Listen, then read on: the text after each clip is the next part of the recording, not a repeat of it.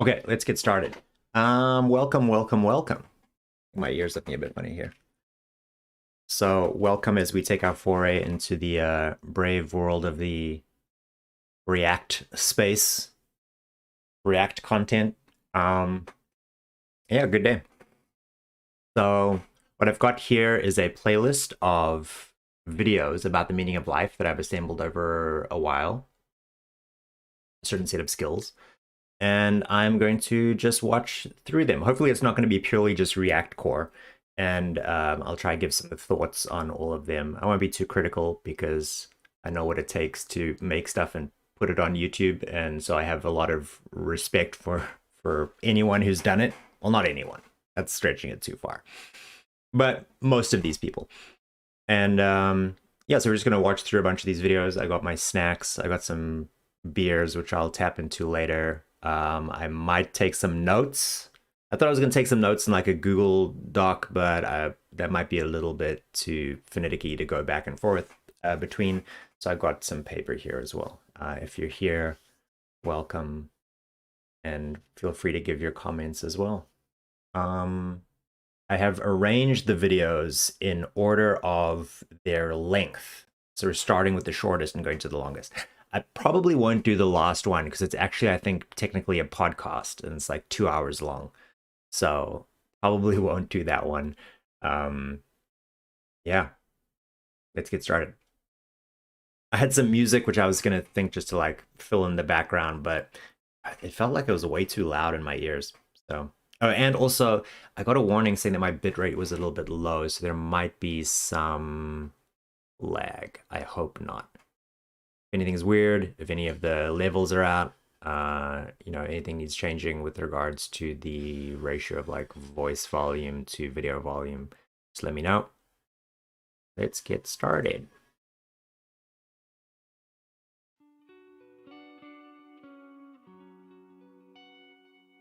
Jason, what is one view that you hate that you can't refute? Well, Mark, sometimes I lie awake at night troubled by this idea that life has no meaning, especially when I think about David Benatar's view. Many people just go through their life without having a significant impact from the perspective of humanity as a whole. There are some small number of people, though, who do. So you can imagine somebody, for example, who discovered a vaccine for COVID. Well, that person would have an impact on humanity at large. That would be a life that is significant from that perspective. But then there's the much broader perspective, what is often called the cosmic perspective. The question is, could our lives have meaning from that perspective? And that's where I'm very pessimistic. That was from one of our most popular episodes of Brain in a Vat. We've interviewed over 50 philosophers who are all experts in their field. We talk about the philosophy of art, morality, and the meaning of life. If you'd like to stretch your mind, you'll love our podcast, Brain in a Vat. Subscribe now. If you're a college student, keep watching. One of my least favorite things about writing papers in college was remembering the correct format for my... The meaningful life is to live life meaningfully. Just occurred to me. I'm watching this in incognito mode, so I'm going to get ads. I don't want ads.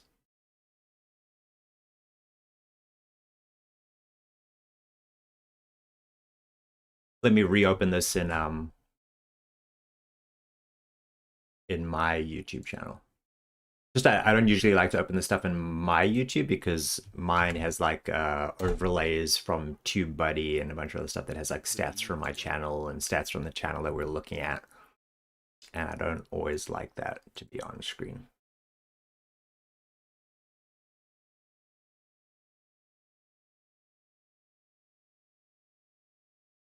So let's see how this looks. Boop. Yeah, I mean, we're basically gonna do it the same way. Oh, in that first video, there was like a little snippet from Brain in a Vat. They're a channel that I really like. I think they're very underappreciated. They get a lot of big philosophers. They ask really great questions, very contentious topics. I recommend you look them up. Next one is from the channel Sisyphus55, which is maybe one of the bigger YouTube philosophy channels. Has a very distinct graphic style. And yeah, it's maybe one of the more well-known YouTube philosophy channels. Keep going. Life is to live life meaningfully. Oh, that's way too quiet. The meaningful life is to live life meaningfully. This saying initially carries with it a concise profundity, and yet, upon further consideration, it fails to tell us very much about what it is to live meaningfully. How are we to encounter those things that fill our hearts with purpose, that direct our gaze towards what we will find most important and valuable in our lives? Especially nowadays, the average individual may find themselves disillusioned, awakened by feelings of purposelessness, anhedonia, and hopelessness. Although far from descriptive, which may not necessarily be a bad thing, one individual who arose from the depths of concentration camps and spent his years studying the very notion of meaning may offer an answer. Viktor Frankl, an Austrian psychologist, survived both Dachau and Auschwitz, and, after the war, wrote extensively about his personal encounters with man's search for meaning that was so evident in the camps. Despite the fact that all hope was necessarily lost in such situations, Frankl observed that individuals found meaning in three ways: the creative, the experiential, and the attitudinal. The creative, the dimension that we would likely consider the most obvious as a facilitator for meaning, deals with achievements and accomplishments. Namely, we find meaning through that which we give to the world. Perhaps one finds meaning as a painter, capturing the complexity of the human condition on canvas, and perhaps one creates wonderful dishes, finding just as much joy in cooking as they do in eating. This dimension, in an era of cheap and constant consumption, pushes us to give a little as well. The experiential component asks of us what we take from the world. The second way of finding meaning in life, writes Frankl, is by experiencing something, such as goodness, truth, and beauty, by experiencing nature and culture, or, last but not least, by experiencing another human being in his very uniqueness, by loving him. This call for greater openness may involve a trip to the museum, a walk in the park, or even a moment of silent gratitude for the ones you love. Finally, the attitudinal dimension is namely the attitude we take towards unavoidable suffering. Frankl firmly believed that when we are no longer able to change a situation, we are challenged to change ourselves. Evidently, Frankl makes it clear that suffering is not necessary in order to find meaning. Nonetheless, he recognizes its ever-present potential as a vessel for reflection and self-transformation. Nowadays, with constant news of environmental disaster and geopolitical conflict, this final way to find meaning is needed now more than ever. We must recognize such events as a call to find meaning in the suffering. If one wishes to embark on more meaningful living, I encourage them to reflect on Frankl's trichotomy: the creative, that which we give to the world; the experiential, that which we take from the world; and the attitudinal, the stand we take when the world kicks us down. The meaningful life is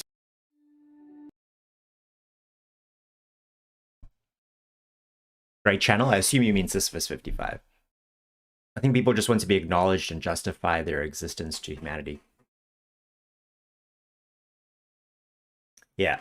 I think one persistent question, which is going to come up here a lot, is what actually is the relationship between the meaning of life, whatever that might be, if there is one, and what people want. So you might say, I want to have a sense of the meaning of my life, or have a sense of purpose, or maybe I just want things. And if I get all of those things, and am I satisfied? Is there still an open question about whether my life is meaningful or not at the end of all that? Carry on. When contemplating the meaning of life, it is easy to become confused and disheartened as we find that there is no conclusive overarching meaning that we can hold on to. When it comes to trying to find some grand purpose that humanity is serving to, we can only really answer questions with more questions. And every question we ask seems to only widen the scope of our perspective of the universe, and consequently reduce the significance of our existence. For every step we take away from ourselves in order to get a better view of what's around us, we become smaller and smaller. So what can we do? How can we find meaning and purpose in our life if we can't understand or define our purpose outside of it? In the scope of the boundless and perpetual universe, our individual lives are fundamentally meaningless. But that does not imply that they can't still be filled with meaning. As humans, through the power of imagination and higher consciousness, we have the incredible ability to create meaning within the meaningless. We are creators, able to imagine meaning and attach it to the things around us. We can create and carry out concepts like love, morality, and success. We can create narratives out of our lives and experience wonder and inspiration. We are all like children playing games of imagination with the world. And it is through this concept that we can uncover life's meaning. The meaning of human life is simply to create it, to play and enjoy the game of imagination as best we can, to accept that we do not understand our overarching purpose and that we may not even have one, and instead work to connect with and enjoy the life we can create around us, the relationships and friendships that we form, the passions that we follow, the values and outlooks that we behold. These types of things are the true meaning of human life. We should appreciate our life, not because there is some grand purpose or meaning behind it, but because there is endless meaning that we can create and enjoy within it. Thank you for watching. If you found enjoyment and value in this video, please give it a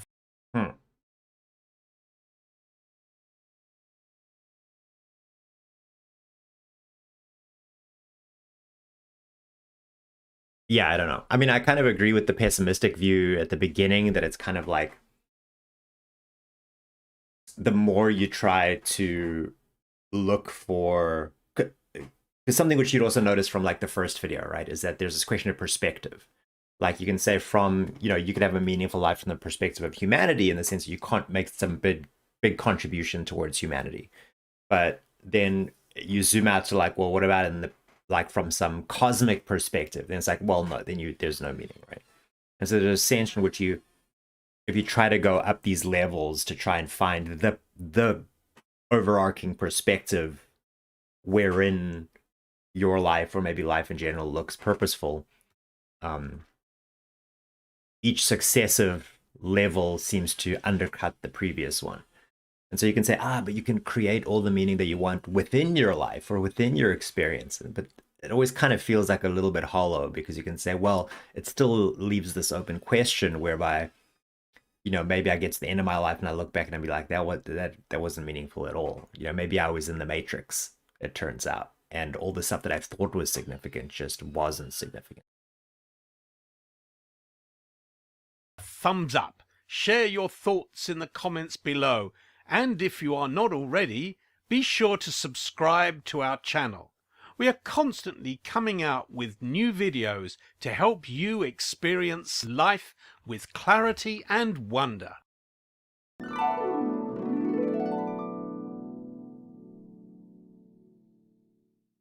Absurdism is a philosophical position put forward by the writer Albert Camus.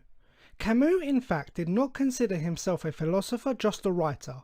However, in his books The Outsider, The Plague, and his essay The Myth of Sisyphus, he did in fact put forward absurdism to describe the human experience. Broadly speaking, absurdism falls under the existentialist movement, although Camus himself did not actually agree with this label. In short, absurdism notices the fundamental conflict in the human experience. As humans, we have a desire to find inherent purpose and meaning in life. However, we ultimately live in a meaningless world, devoid of any purpose or reason.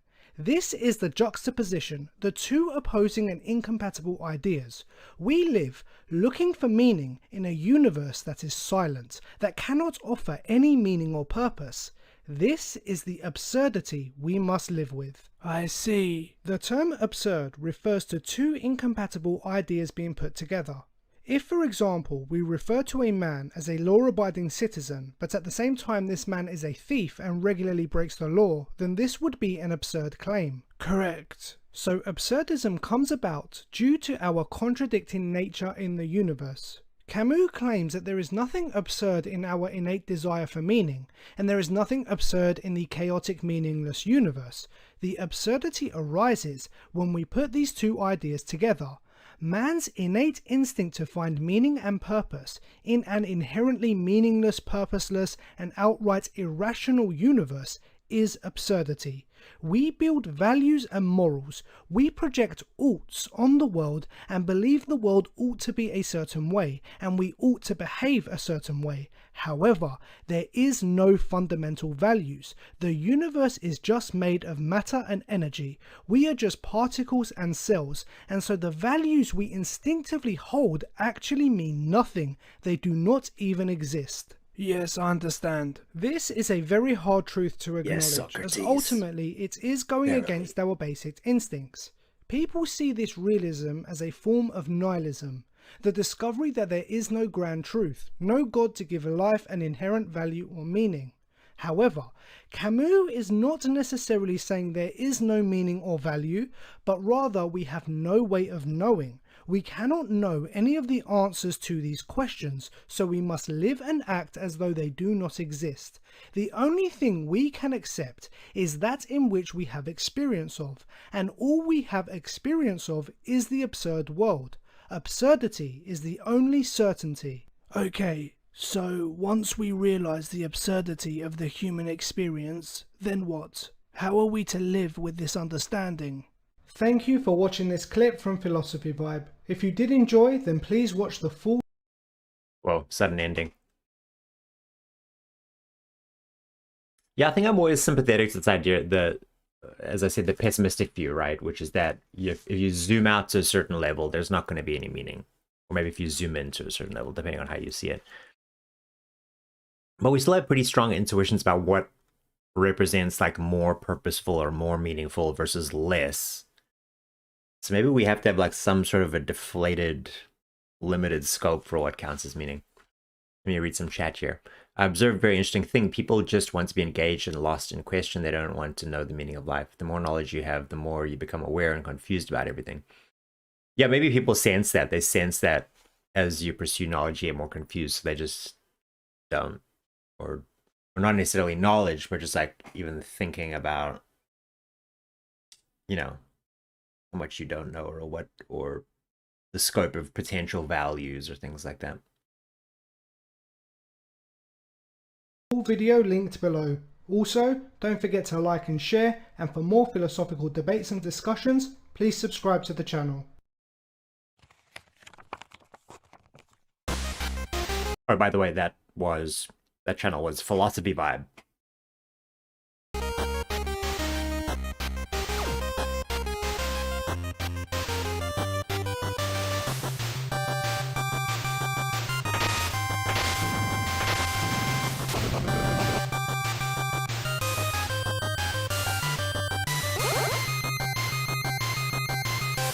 Does rationality make life meaningful? For thousands of years, rationality has been considered the hallmark of truth. For through it, the modern age has given us fast cars, instant food, advanced medicine, immediate communication, and epic giant robots. Okay, maybe not that one yet. But still, the achievements of reason have made most all things in our lives dramatically easier. But to Christian existentialist Søren Kierkegaard, life shouldn't be easy. It should be made more difficult. Whereas his Hegelian contemporaries worshipped rationality in all areas of life, Kierkegaard contended that reason was only of limited value. Sure, reason makes life more convenient, but it doesn't give us what we really want: to live meaningful lives. And to Kierkegaard, those who live solely by the dictates of reason are under the illusion that they are living meaningful lives. For nothing can define the meaning in my life for me, not even reason. Truth cannot be mediated by society, science, or authority. I must orient myself towards these things. In his verbosely titled book, Concluding Scientific Postscript to the Philosophical Fragments, he rather concisely said that truth is subjectivity. But what does that mean? Let's say you're in a situation in which you deliberate between saving an old man or a princess. Now, you, like most of us, may appeal to reason in order to land on an appropriate course of action. Reason may be a proper guide in making this decision, but ultimately reason is not doing the choosing. You are doing the choosing. To achieve truth, according to Kierkegaard, we mustn't mediate our choices through reason or anything else, but instead make a passionate leap of faith towards a decision. Choose from inwardness, from subjectivity. And if, like Kierkegaard, you choose to live a meaningful life through religious devotion, you cannot do so by the dictates of rationality. For reason cannot provide a satisfactory answer to the question of God's existence and nature. So, when faced with such things that are objectively uncertain, one must choose subjectively. No matter how hard it may be, Kierkegaard challenges us not to make choices from purely rational motives, but instead to choose from within. Choose passionately. Make the leap of faith.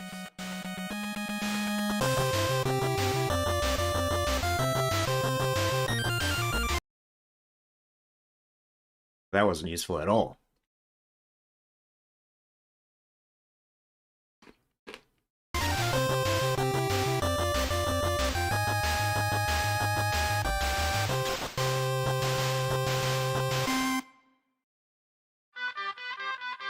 Dear Evelyn, Rick and Morty is obsessed with the question of the meaning of life. As its creator Dan Harmon says, there's a heavy theme of creator and createe in Rick and Morty. And the show, in fact, deals with two separate existential dilemmas facing the different characters. They fall into the divisions of the created and the uncreated. For those who have not been created, the question is how to deal with the apparent meaninglessness of existence. Whereas for those who have been created, the question becomes how can they deal with the insignificance of the task their creator has allotted them. For the category of the created, the creator is almost always Rick.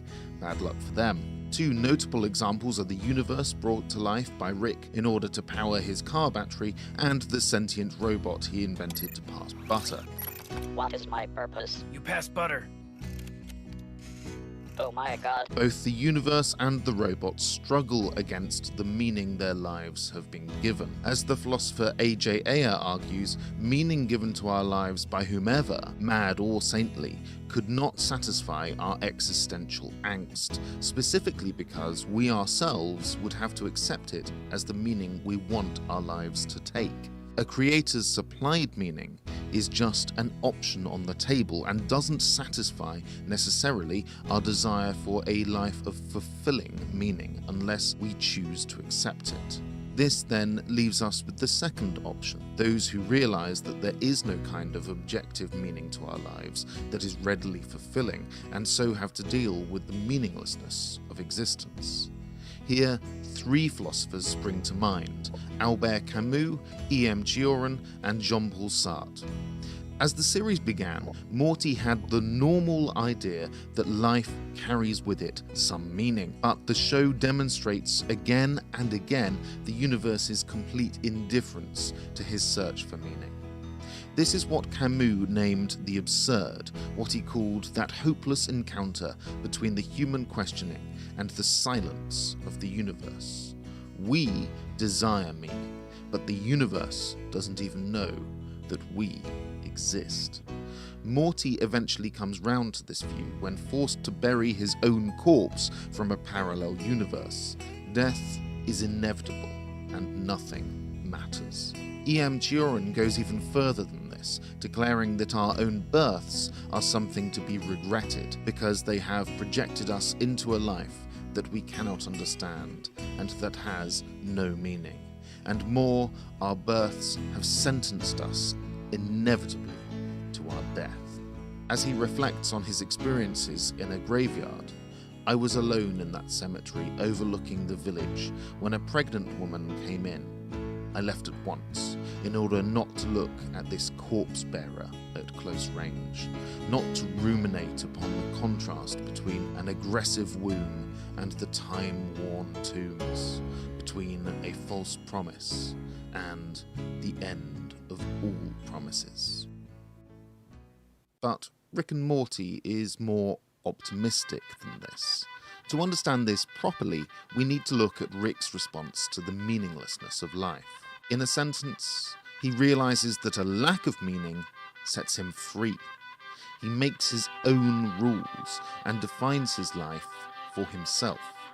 This sentiment is perhaps best expressed by Jean-Paul Sartre, who argued that the lack of a creator means that we are not made with a specific purpose in mind, and we can, therefore, create our own. As he writes, man first of all exists, encounters himself, surges up in the world, and defines himself afterwards. There is no human nature because there is no God to have a conception of it. Man simply is. Man is nothing else but that which he makes of himself. Sweet dreams. Hey, thanks for watching. Oh, we got the meaning of life expert in chat. The meaning of life expert has just logged on. We can combine math, probability with philosophy and logic to narrow down the most probable answers to the meaning of life, then fulfill it as a backup failsafe rather than do nothing about it. I think I disagree and I don't understand at the same time. You might have to explain a little bit more about what you mean. The core problem I feel is that we are trying to find meaning or reality with the body, which is evolved for survival, and not understanding the reality.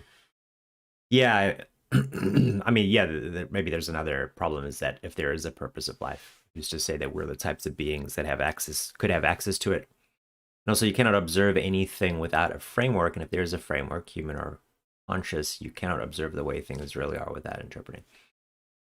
Yeah, I mean, I think you're getting more into epistemology there, but I guess you could say meaning of life questions kind of ride on top of those epistemological issues about what kind of access to reality that you have. You know, how could we find what the meaning of existence is if we, you know, don't even have contact with existence in like some pure way, or is trapped in our minds? Yeah, what to say about this video? I had something to say, but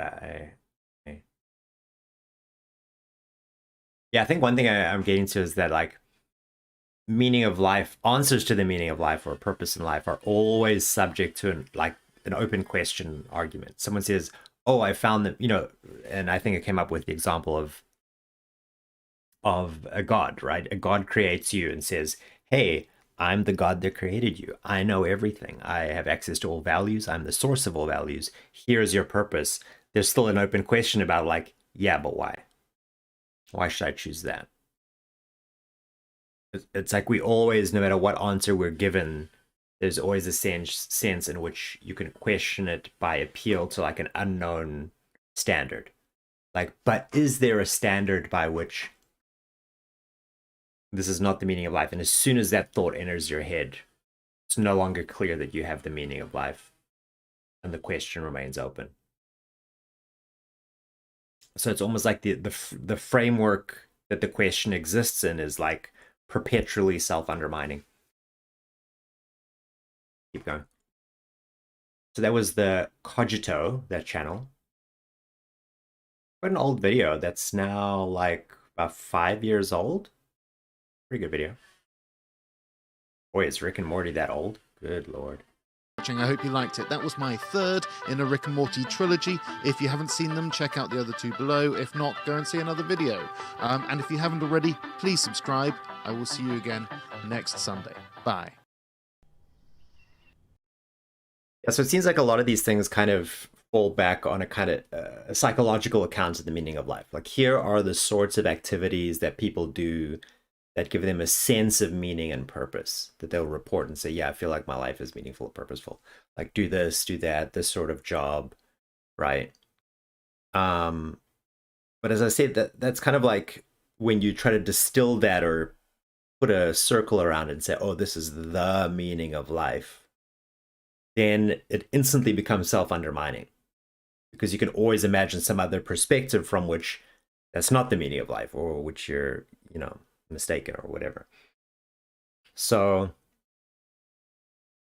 I'm beginning to think that maybe it's like wherever you are from your own perspective, you can always imagine a more purposeful life or a more meaningful life. You move towards that, but it's never a place you can get to. It's never a stable state of like, now my life has meaning. Now I'm living a meaningful life. Because as soon as you say, I'm living a meaningful life, it's like, well, but you could be doing this or you could be doing that, or, it could be meaningless by this standard or that standard. You can always progress towards a greater sense of meaning, but the moment you try and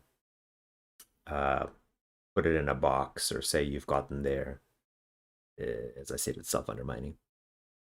Let's comment. One interesting answer to the meaning of life was that our purpose is to create more complex stuff to fight entropy.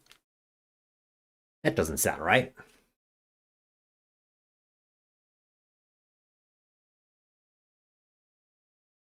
You can just, as soon as you say something, you can just say like, yeah, but why? Why should it be that? Okay, cracking open a beer. Are you ready? I bought some random beers. This is a Smithwick's Premium Red Ale. Keep going. Do we have anyone in Twitch chat? You guys have been pretty quiet. Oh, what did I do? No, throw it. At the age of 21, Simone de Beauvoir became the youngest person to take the philosophy exams at France's most esteemed university. She passed with flying colours, but as soon as she mastered the rules of philosophy, she wanted to break them. She'd been schooled on Plato's theory of forms, which dismissed the physical world as a flawed reflection of higher truths and unchanging ideals. But for de Beauvoir, early life was enthralling, sensual, and anything but static. Her desire to explore the physical world to its fullest would shape her life, and eventually inspire a radical new philosophy. Endlessly debating with her romantic and intellectual partner, Jean-Paul Sartre, de Beauvoir explored free will, desire, rights and responsibilities, and the value of personal experience. In the years following World War II, these ideas would converge into the school of thought most closely associated with their work, existentialism. Where Judeo-Christian traditions taught that humans are born with preordained purpose, de Beauvoir and Sartre proposed a revolutionary alternative. They argued that humans are born free and thrown into existence without a divine plan. As de Beauvoir acknowledged, this freedom is both a blessing and a burden. In The Ethics of Ambiguity, she argued that our greatest ethical imperative is to create our own life's meaning, while protecting the freedom of others to do the same. As de Beauvoir wrote, a freedom which is interested only in denying freedom must be denied. This philosophy challenged its students to navigate the ambiguities and conflicts our desires produce, both internally and externally. And as de Beauvoir sought to find her own purpose, she began to question, if everyone deserves to freely pursue meaning, why was she restricted by society's ideals of womanhood? Despite her prolific writing, teaching, and activism, de Beauvoir struggled to be taken seriously by her male peers. She'd rejected her Catholic upbringing and marital expectations to study at university and write memoirs, fiction, and philosophy. But the risks she was taking by embracing this lifestyle were lost on many of her male counterparts, who took these freedoms for granted. They had no intellectual interest in de Beauvoir's work, which explored women's inner lives, as well as the author's open relationship and bisexuality. To convey the importance of her perspective, de Beauvoir embarked on her most challenging book yet. Just as she'd created the foundations of existentialism, she'd now redefined the limits of gender. Published in 1949, The Second Sex argues that, like our life's meaning, gender is not predestined. As de Beauvoir famously wrote, one is not born, but rather becomes woman. And to become a woman, she argued, was to become the other. De Beauvoir defined othering as the process of labelling women as less than the men who'd historically defined and been defined as the ideal human subjects. As the other, she argued that women were considered second to men, and therefore systematically restricted from pursuing freedom. The Second Sex became an essential feminist treatise, offering a detailed history of women's oppression and a wealth of anecdotal testimony. The Second Sex's combination of personal experience and philosophical intervention provided a new language to discuss feminist theory. Today, those conversations are still informed by de Beauvoir's insistence that in the pursuit of equality, there is no divorce between philosophy and life. Of course, like any foundational work, the ideas in The Second Sex have been expanded upon since its publication. Many modern thinkers have explored additional ways people are othered that de Beauvoir doesn't acknowledge. These include racial and economic identities, as well as the broader spectrum of gender and sexual identities we understand today. And being a De gamer. Beauvoir's legacy is further complicated by accusations of sexual misconduct by 2 of her university students. In the face of these accusations, she had her teaching license revoked for abusing her position. In this aspect and others, de Beauvoir's life remains controversial, and her work represents a contentious moment in the emergence of early feminism. She participated in those conversations for the rest of her life, writing fiction, philosophy, and memoirs until her death in 1986. Today, her work offers a philosophical language to be reimagined, revisited, and rebelled against, a response this revolutionary thinker might have welcomed. Did you know that Marie Curie is the only person to have won Nobel Prizes in 2 different scientific disciplines? Or that the most successful pirate of all time was a woman? Check out these videos to learn more about these legendary women. A woman pirate. What's next? Oh, dang it. Dang it. Ah. Time you click on something, everything shifts around. The search for... Oh, dang it. So this YouTube channel, in Withy Berry, makes some really cool videos. It's like, I think it's not a very well-known philosophy YouTube channel, but underrated. When I was doing my video about YouTube philosophy, like while I was making it, I found that he had actually, I assume, did a video on the same topic. So I gave them credit for it. Curious about what their music base is. Actually, let me give this a like to start with. Okay, let's go. For the meaning of life plagues more people today than ever. The existential crisis opens our eyes to see ourselves in the middle of a rat race. Our position is of little difference to that of Sisyphus, only that we don't roll the boulder up the hill to watch it fall for all of eternity. We only do so until our death. We search for a purpose to no avail. In this video, I'd like to offer a new source of meaning.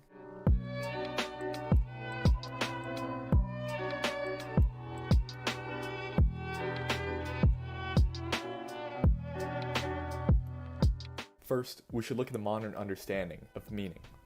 Meaning has a number of definitions, but it seems that the societal definition is that we have taken meaning and purpose to be synonymous. In the case of Sisyphus, most take his struggle to be meaningless because he doesn't... No, I don't think that's right. Because you can have a purpose, but not have that purpose be meaningful, right? It's not simply just having a purpose. Because the purpose is just like what you're directed towards. Meaning is that that purpose has some sort of value. Accomplish anything. In the case of our own lives, we think that attaining wealth, fame, and power might give us meaning.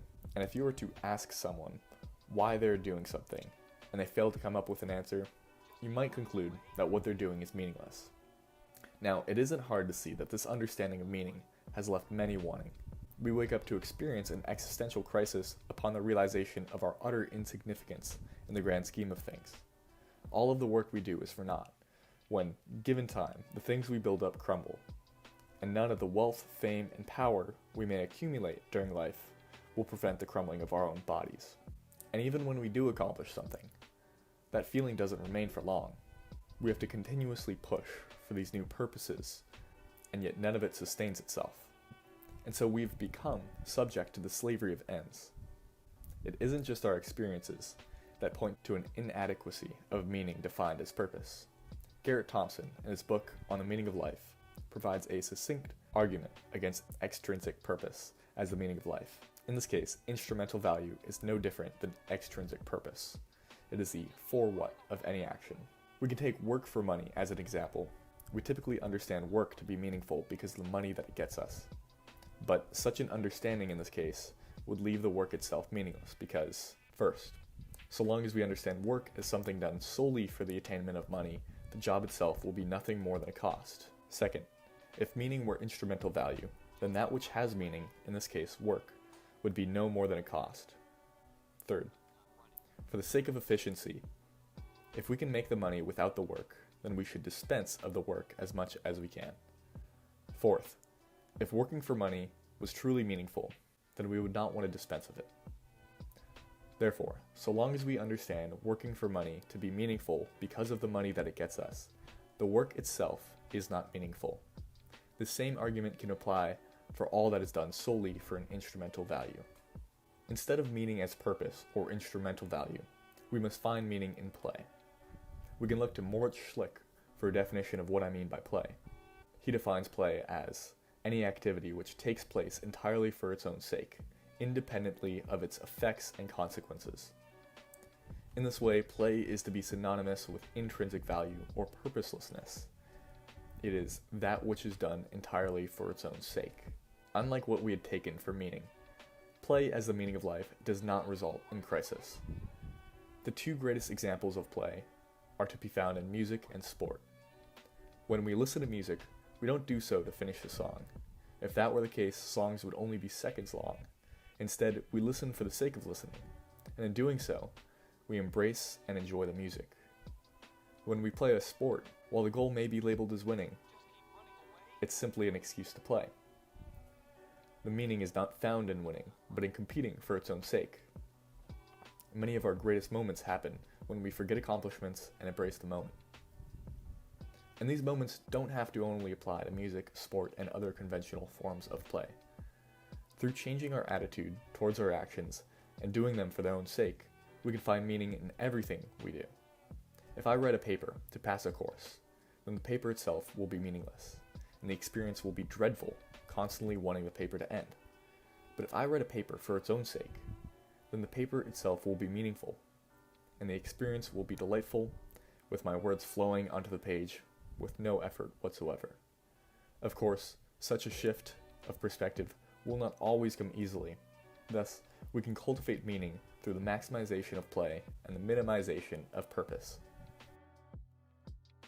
Schlick offers a beautiful conclusion, stating, "The last liberation of man would be reached if in all his doings he could give himself up entirely to the act itself, inspired to his activities always by love. A humanity free from the slavery of ends and a playful world is possible, but not through conscious effort." Thank you for watching.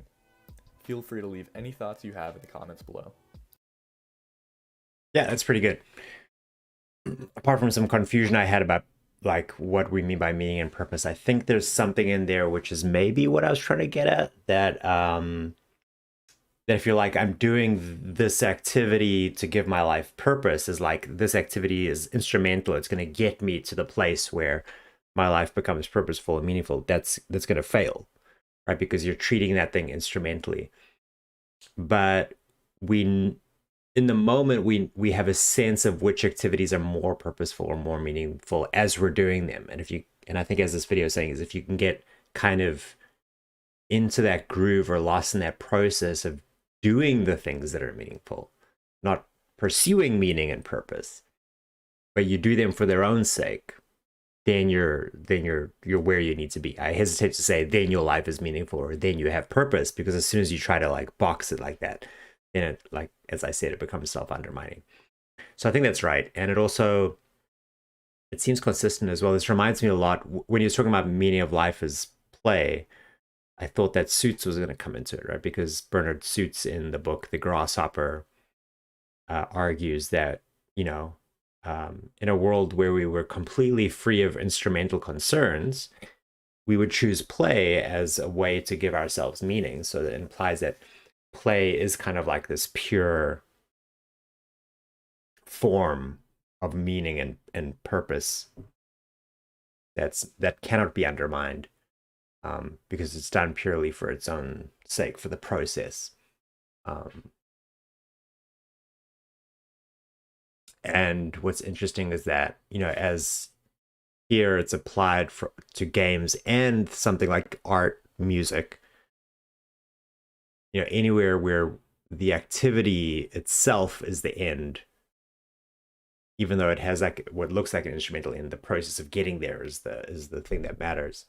Bernard Suits argues that life is the same sort of thing. Yeah. Good. On a technical note, though, there were some breathing noises which could have been cut out. And if you've enjoyed the video, please like and subscribe. Next. There's a difference between having a purpose and acting out of purposelessness.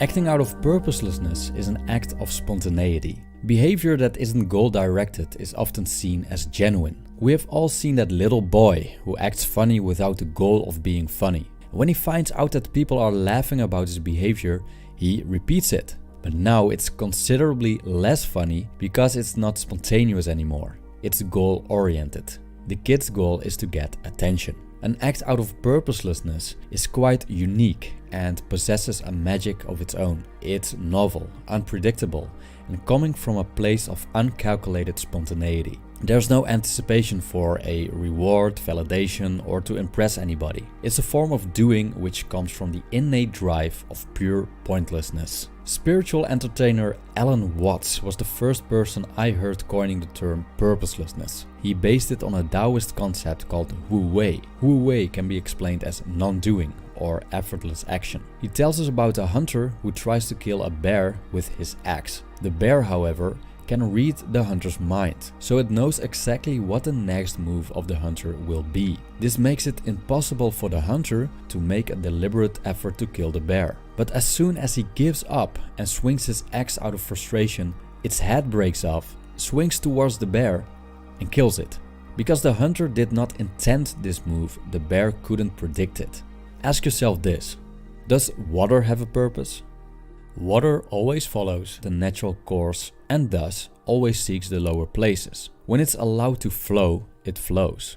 When it's allowed to be still, it's still. Water itself does not have a purpose, nor has it a goal. Still, it nourishes everything that it passes, and its softness erodes what's hard and sharp. It's the source of life. Purposelessness also lies at the roots of a paradoxical activity called meditation. The act of meditation has no purpose. The only thing you do is watching your thoughts without getting entangled in them. People often meditate to calm their mind, but if they force to calm their minds because that's the ultimate goal, they find out that meditation doesn't work. You cannot will yourself to relax. The secret is to not force anything, to forget the goal and to just do it.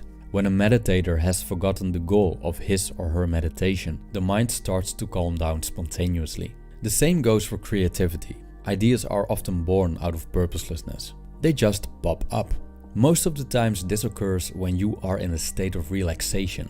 For example, during a long walk in the forest or when taking a shower. You can't force creativity, but you can create a situation in which a sense of purposelessness can ignite creativity to grow. A musician might discover the right tune for a new song, while he just intended to strum his guitar a bit, without any specific goal. A paintress might create a masterpiece while she was just freestyling a bit. Hold on. I just hear the word paintress.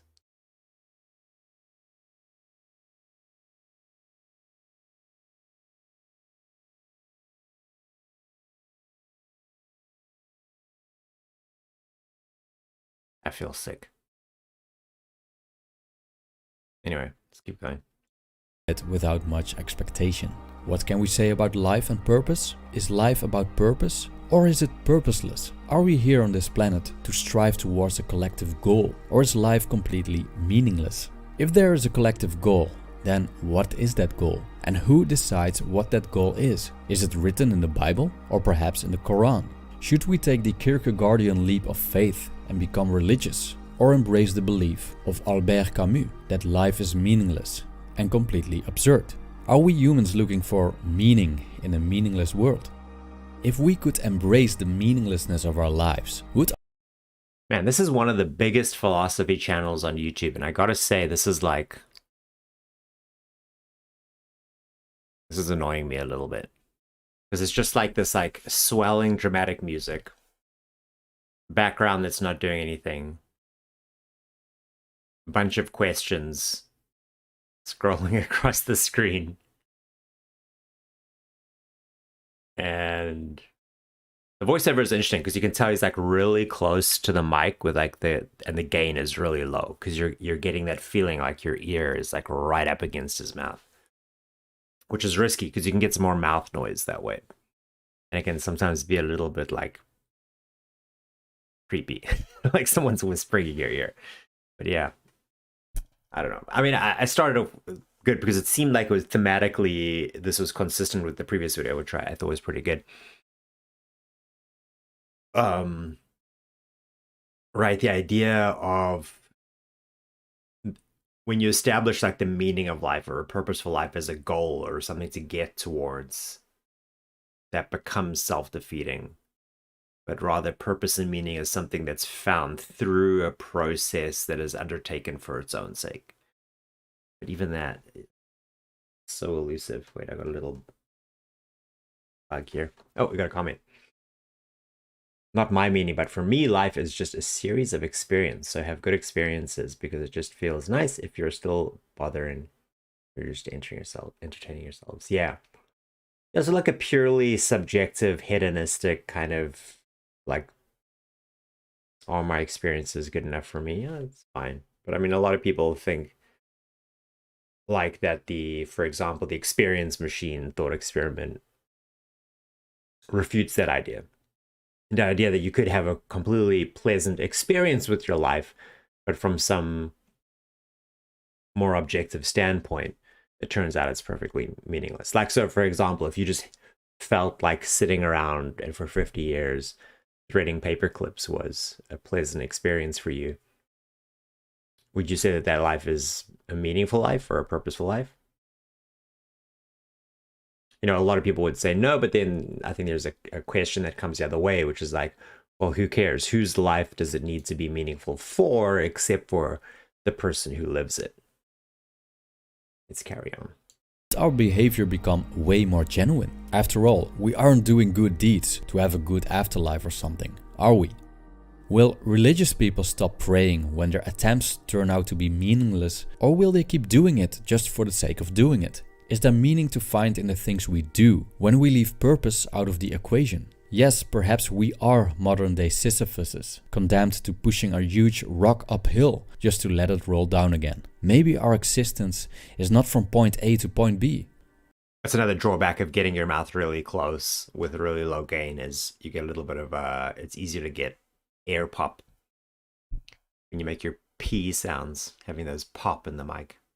But cyclic. So what's the goal of our existence in the universe then? Could it be existence itself?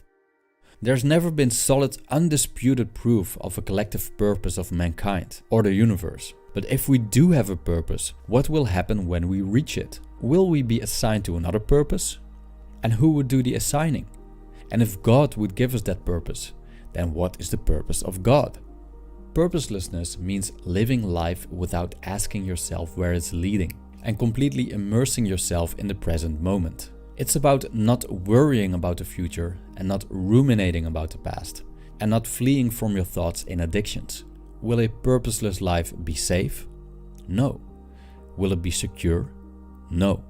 Will we grow millionaires and pass away with a big fat bank account with our names on it? Probably not, but who knows? The thing is, when purposeless living leads us to dying poor, we can at least say that we have lived rich, instead of dying rich after having lived poor. Thank you for watching.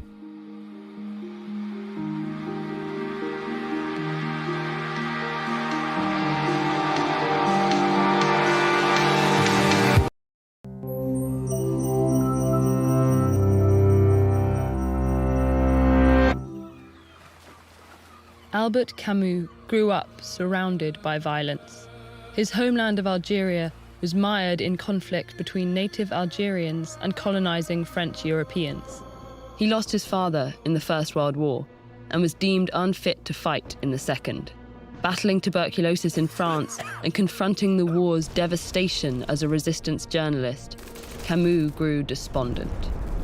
He couldn't fathom any meaning behind all this endless bloodshed and suffering. He asked, if the world was meaningless, could our individual lives still hold value? Many of Camus' contemporaries were exploring similar questions under the banner of a new philosophy called existentialism. Existentialists believe people were born as blank slates, each responsible for creating their life's meaning amidst a chaotic world. But Camus rejected their school of thought. He argued all people were born with a shared human nature that bonded them toward common goals.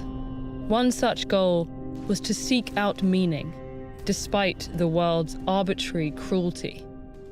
Camus viewed humanity's desire for meaning and the universe's silent indifference as two incompatible puzzle pieces, and considered trying to fit them together to be fundamentally absurd. This tension became the heart of Camus' philosophy of the absurd, which argued that life is inherently futile. Exploring how to live without meaning became the guiding question behind Camus' early work, which he called his cycle of the absurd. The star of this cycle, and Camus' first published novel, offers a rather bleak response. The Stranger follows Meursault, an emotionally detached young man who doesn't attribute much meaning to anything. He doesn't cry at his mother's funeral. He supports his neighbor's scheme to humiliate a woman. He even commits a violent crime. But Meursault feels no remorse. For him, the world is pointless, and moral judgment has no place in it. This attitude creates hostility between Meursault and the orderly society he inhabits, slowly increasing his alienation until the novel's explosive climax. Unlike his spurned protagonist, Camus was celebrated for his honest philosophy. The Stranger catapulted him to fame, and Camus continued producing works that explored the value of life amidst absurdity, many of which circled back to the same philosophical question. If life is truly meaningless, is committing suicide the only rational response? Camus' answer was an emphatic no. There may not be any explanation for our unjust world, but choosing to live, regardless, is the deepest expression of our genuine freedom. Camus explains this in one of his most famous essays, which centers on the Greek myth of Sisyphus. Sisyphus was a king who cheated the gods and was condemned to endlessly roll a boulder up a hill. The cruelty of his punishment lies in its singular futility, but Camus argues all of humanity is in the same position. And only when we accept the meaninglessness of our lives can we face the absurd with our heads held high. As Camus says, when the king chooses to begin his relentless task once more, one must imagine Sisyphus happy. Camus' contemporaries weren't so accepting of futility. Many existentialists advocated for violent revolution to upend systems they believed were depriving people of agency and purpose. Camus responded with his second set of work, The Cycle of Revolt. In The Rebel, he explored rebellion as a creative act rather than a destructive one. Camus believed that inverting power dynamics only led to an endless cycle of violence. Instead, the way to avoid needless bloodshed is to establish a public understanding of our shared human nature. Ironically, it was this cycle of relatively peaceful ideas that triggered his fallout with many fellow writers and philosophers. Despite the controversy, Camus began work on his most lengthy and personal novel yet, an autobiographical work entitled The First Man. The novel was intended to be the first piece in a hopeful new direction, The Cycle of Love. But in 1960, Camus suddenly died in a car accident that can only be described as meaningless and absurd. While the world never saw his cycle of love, his cycles of revolt and absurdity continue to resonate with readers today. His concept of absurdity has become a part of world literature, 20th century philosophy, and even pop culture. Today, Camus remains a trusted guide for moments of uncertainty. His ideas defiantly imbuing a senseless world with inspiration rather than defeat. Do you handle life's challenges as a stoic or a cynic? Find out which. The meaning of life. Interesting question. If you came for the answer to end all of life's problems, you will be disappointed. But maybe I can leave you with something to contemplate. So here it goes. I'll also start off by saying, I envy people who go through life without having the sudden existential crisis. Today, I'm talking to the people who probably have them as much as I do. When we ask ourselves, what is the meaning of life? We are really asking, who are we? And what should we do with our lives? But let me tell you, I don't know you, and I don't know what you like. So I can assure you, I can't tell you what to do to be happy. But luckily, I have two insights to help with this contemplation today. That's a different question, right? What you should do to be happy and what is the meaning of life are two different things. So as you say here, I feel everyone is hedonistic in their behavior, especially in today's age. I don't think that's true. Unless you're being like, when you say everyone, you're just being like, like, oh, everyone's here, right? Not actually everyone. But people do things which they know will make them miserable all the time. Because they like value things that they know will make them unhappy. I think it just means that, the range of things that people value is much broader than just what feels good or what makes them happy. From those much smarter than me, one of them is Viktor Frankl, whose tragic life experience, internal contemplation, and work with patients brought him to a revelation. Humans are an animal driven by purpose. And the second insight, from the Hindu epic of the Bhagavad Gita, where the god Krishna explains the importance of understanding your dharma. Because if you don't look to follow your own unique path, you will never find peace or joy, only misery. Early humans didn't have much time to contemplate our existence, our meaning, our purpose, and understanding how they got where they were. No, their meaning was survival. In many ways, they had their purpose, and they were following their dharma, much more than we are today. Now, fast forward to today, life ends up being played in single player, but what makes it worth living? So pure purpose and finding yourself, got it. But how? Relationships with other people are essential. People to share in your confusion about your place in the universe. Without this, life feels empty. A single player game that needs other people to be meaningful. It's like a paradox at the core of our existence. None of this is to say the universe is meaningless. Reason can only give us answers in a universe with complete information, and we are far from this. We live in a world full of unanswered questions. Language is fallible, our senses are imperfect, our imagination is an enigma. The building blocks for reason to guide us is feeble. For me to proclaim that life is meaningless is to wrongly proclaim the truth in a paradox. I cannot proclaim this dogma. However, we humans operate life with a survival mechanism in place. Our ego. The ego that makes us the center of our universe. The ego that creates a center to live on, fight another day, and endure. The ego that makes you the hero of your own story. The same ego that places us into unnecessary conflict, that creates walls, stunts intellectual growth, and wrecks relationships.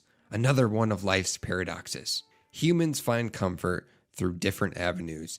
Playing and watching sports, art, film, making money, having kids, starting a family, eating, traveling, and the list goes on and on and on. Let me give you another vague insight that's up for interpretation. Live life with intent, but not with somebody else's. We are told growing up, study hard, go to class, get good grades, go to a good college, find a nice partner, start a family, buy a house, and you will be happy. But that's somebody else's story.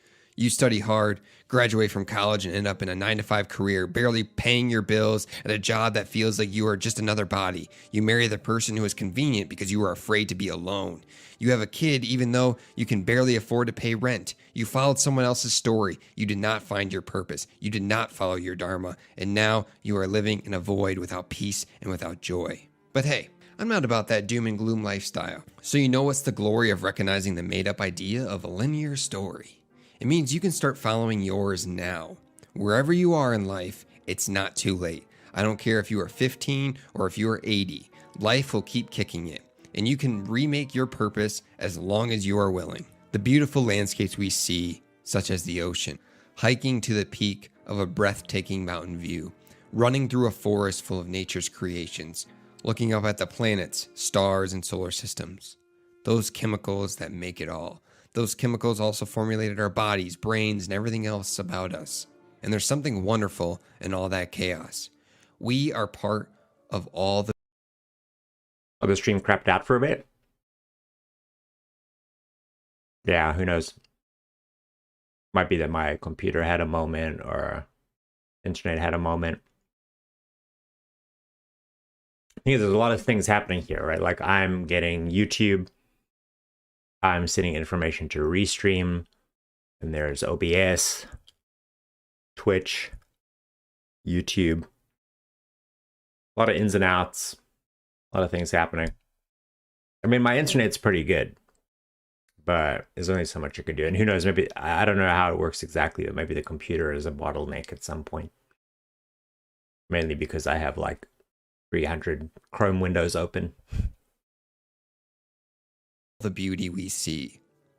I'm not going to preach to you and tell you if you just find some new friends, you'll be happy, or get a new job and you'll be complete, or get a dog, have a kid, take up a hobby. No, I can only tell you that through your actions of intent, you can give yourself the best chance for a purpose in life. And a purpose in life is the only way to find a fulfilling meaning. I say that like it's easy, but then there's me still trying to figure it out with lots of confusion.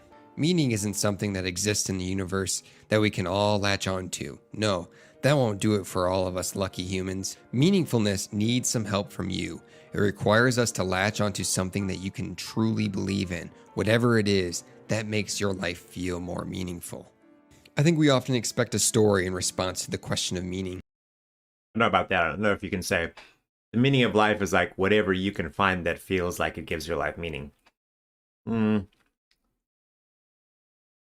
And this is something which comes up in the philosophy of the meaning of life quite a lot, is that like subjective notions of the meaning of life. Like, is it enough to say that your life is meaningful if it feels like it has meaning? Or if you just feel happy or contented or something like that? And I think that idea of the meaning of life is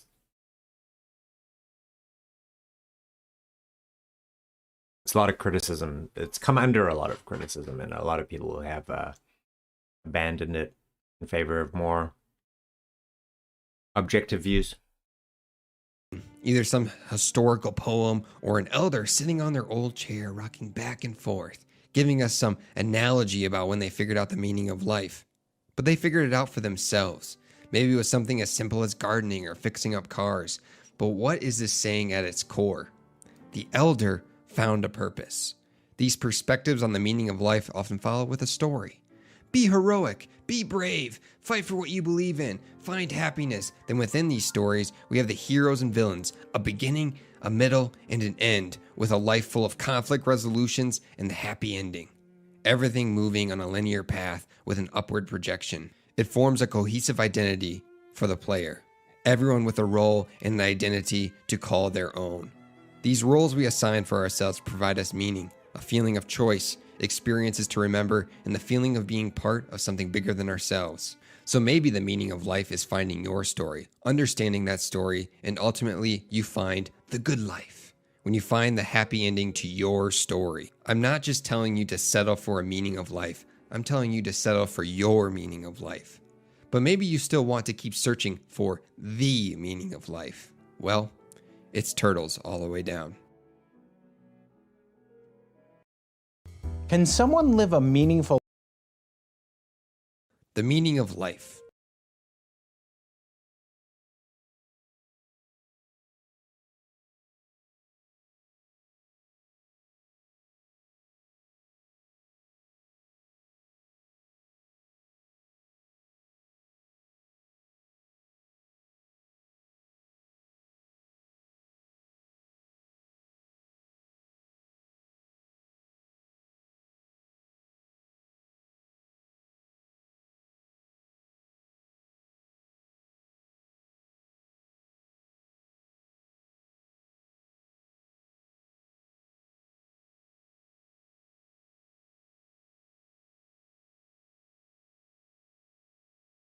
Can someone live a meaningful life if they just smoke pot all day, every day?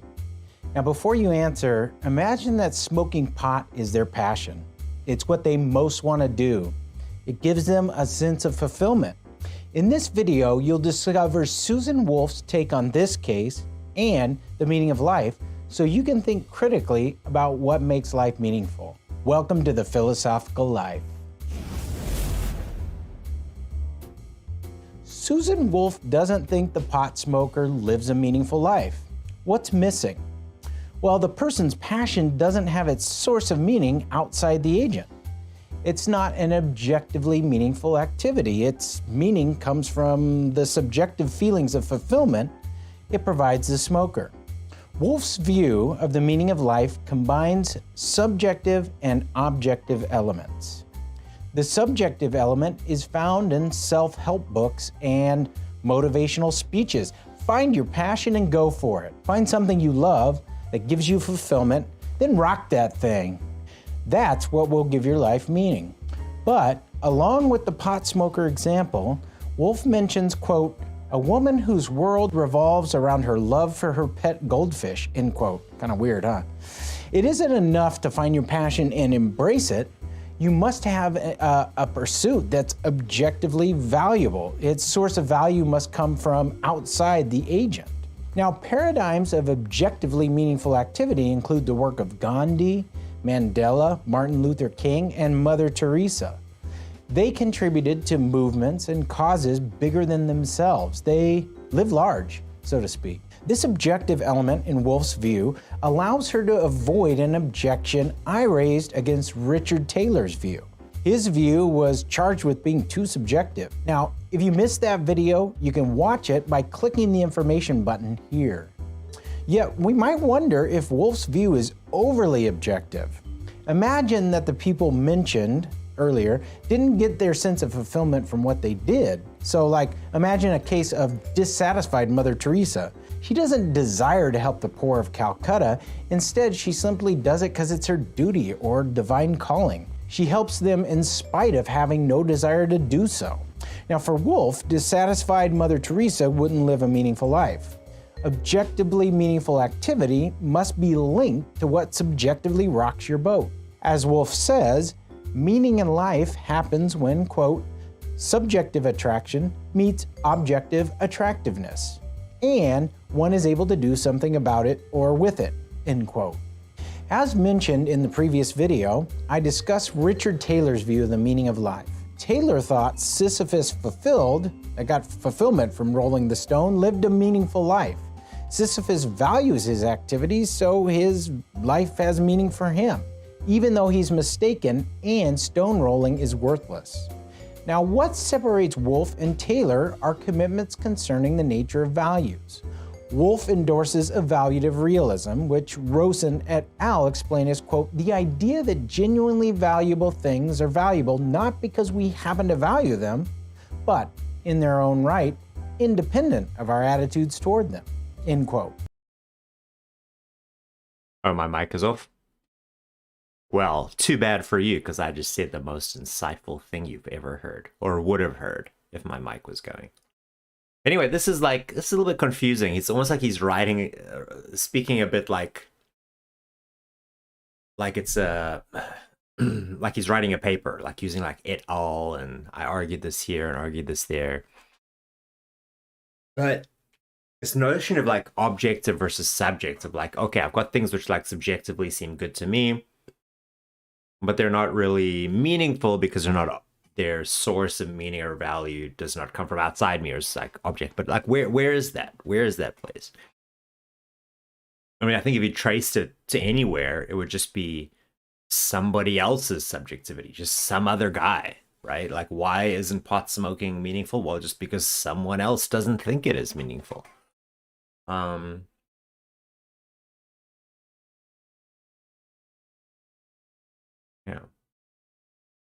I don't really understand where that distinction is coming from. But yeah, thanks for letting me know about the mic. Wolf's realism contrasts with Taylor's subjectivism. For Taylor, something is valuable just in case the subject finds it valuable. Sisyphus fulfilled, the all-day pot smoker, and the goldfish lover all find their activity valuable. So for Taylor, those activities are valuable. Not so for Wolf. Now let's apply Wolf's view to a specific case, the practice of a religion. Many religious people find the practice of their religion deeply fulfilling. Prayer, worship, and community is often good for the individual. Yet, religions have different, incompatible metaphysical commitments. Monotheistic religions claim there is only one God. Polytheistic religions claim there are many gods. Some religions claim there's an afterlife, and some deny an afterlife exists. These commitments can't all be true at the same time. As a result, some religious adherents practice a religion with mistaken metaphysical commitments. Now, does Wolf's view entail that people practicing such a religion are not leading as meaningful of a life as they think? It appears her view implies this. If you were Wolf, would you bite this bullet? Would you say, some people practicing some religions are leading less meaningful lives than they think? Or would you tweak evaluative realism to allow for the exception involving mistaken metaphysical commitments? What might such a tweak look like? Now, Wolf might embrace what I call idealized evaluative hybridism. An activity is valuable if and only if the activity is valuable in its own right, and psychologically normal human beings. What does that mean? Valuable in its own right. Would find it valuable if they were fully informed about it. This view combines evaluative realism with idealized subjectivism. That is, it requires the activity to be valuable aside from whether or not people actually think it's valuable, yet it idealizes the subjective requirement by holding that were people fully informed about it, whether or not they actually are or could be, they would find it valuable. This solves the religious practice problem facing evaluative realism. The question becomes, would people practicing religions with mistaken metaphysical assumptions find such religious activities valuable if they found out that, for instance, the God they worship doesn't exist? Intuitively, the answer would be no. Now, what problems emerge with this idealized evaluative hybridism? Is the modification to accommodate religious practice really an improvement on evaluative realism? Do you find Wolf's view more plausible than Taylor's? Leave your thoughts in the comments. And keep thinking philosophically so you can live deeply. That is, keep living the philosophical life. Hi, my name's Josh and this is Thunk. Kierkegaard, what's the matter? Nothing.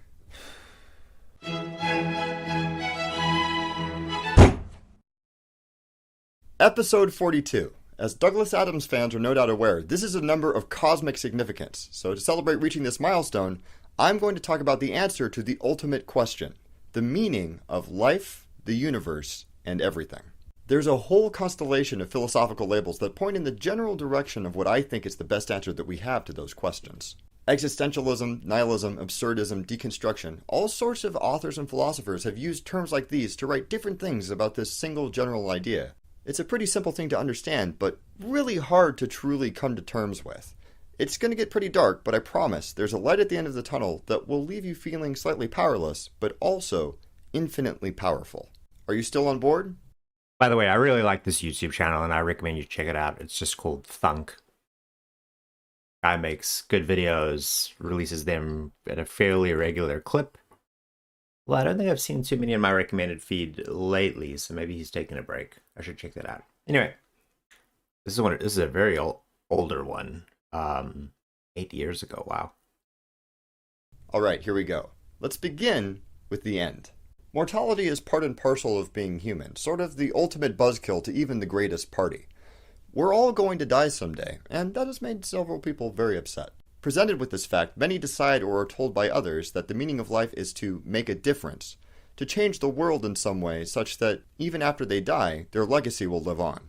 But realistically, the things that you and I do probably aren't going to matter very much after we die, especially not if you consider the bigger picture. No, bigger than that. No, bigger still. Bigger, bigger. Yes. It's tough to feel super accomplished when you realize that, with the exception of a couple of satellites and maybe a sun-bleached flag, the sum total of all human history and endeavor has all occurred on this tiny spit of rock in space. And even barring a man-made apocalypse or a rogue asteroid smashing into Earth and erasing that tiny legacy forever, literally nothing lasts forever. Cosmologists have tons of theories for the ultimate fate of the universe, ranging from the Big Crunch to a catastrophic vacuum metastability event. They may disagree about what's going to happen, but as you might be able to guess from the names, the general consensus is there isn't going to be anything recognizable left. Even if there were some sort of afterlife after the universe ends, the question still remains pretty much the same. What's the meaning of this life if anything that we ever do in it won't have any lasting effect on the amorphous cloud or the singularity that will conclude the universe? What's the meaning of the universe itself if it's going to end? Well, when you're looking for meaning, you're looking for one of two separate things, and although they can be similar or perhaps even identical... Sorry to interrupt again, but one thing that's really interesting to me here is the sound. He's got this sort of like medium shot here with no microphone, no lapel mic. The mic has to be at a certain distance, but he's either staged the space very well or he's done some post-processing to like really filter out any room sound, because he has to have the microphone quite far away, which means you're inevitably going to pick up some room sound. So yeah, that's interesting. I'd be really interested to know what his sound setup is, or what his post-processing is. It's important to recognize and appreciate the difference between them. Meaning can be either the intended message or significance or purpose. For example, painters, musicians, and authors will occasionally offer a description of the intended message that they were trying to convey with their work. But it's much more common to be presented with an abstract painting entitled Number 31, or a symphony that's called the Fifth Symphony, without any explanation, just the work itself. How are we supposed to know what those mean? Someone might look at this and think, oh, it's a joyous celebration of life in the midst of chaos. Someone else might think, no, it's about loneliness and suffering. And someone else might say, it's just some wheat fields, guys. Who's right? Van Gogh didn't give us any instruction manual for wheat field with crows.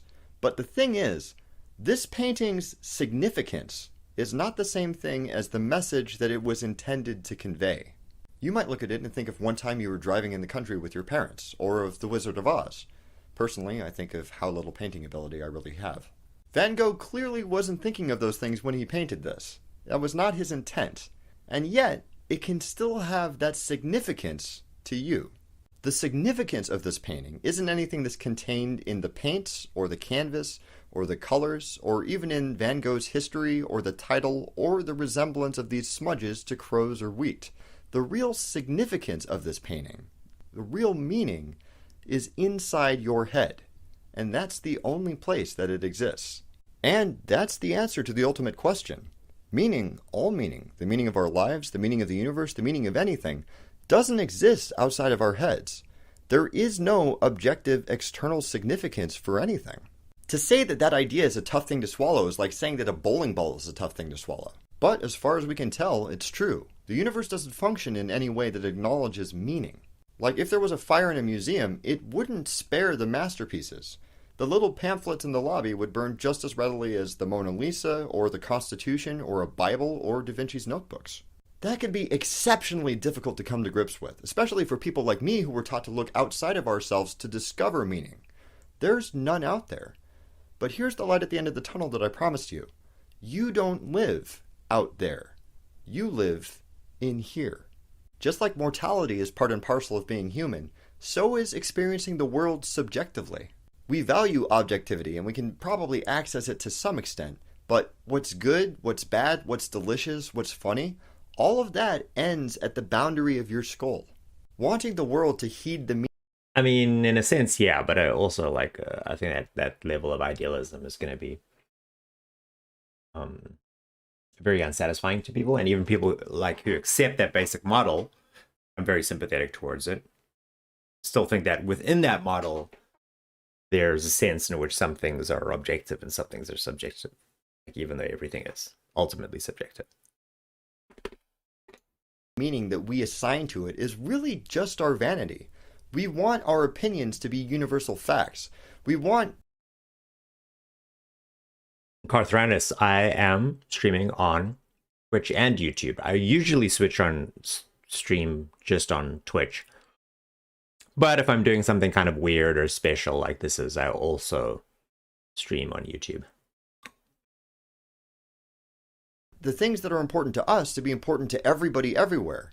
We want the world to just stop spinning in space if we're heartbroken or overjoyed and acknowledge how we feel.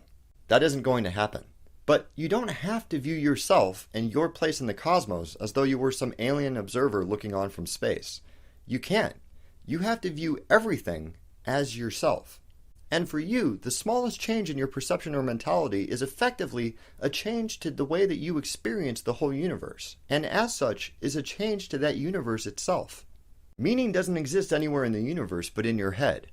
That's the only meaning that exists anywhere, and that makes it really precious. Just like that Van Gogh painting, you are the sole author and arbiter of the meaning of your universe and your life and anything else. You get to decide what it all means. It's a literally awesome responsibility and a literally awesome opportunity. And that's pretty awesome. What does life mean to you? What does thunk? Carthranus, what do you mean by spatial ponderings? Yeah, I'm gonna get the next video going. But the one thing people tend to realize at moments like this is that they wasted a lot of time when life was normal. Okay, and it's not just what they did with their time. It's not just that they spent too much time working or compulsively checking email. It's that they cared about the wrong things. They regret what they cared about. Their attention was bound up in petty concerns, year after year, when life was normal. And this is a paradox, of course, because we all know this epiphany is coming. Don't you know this is coming?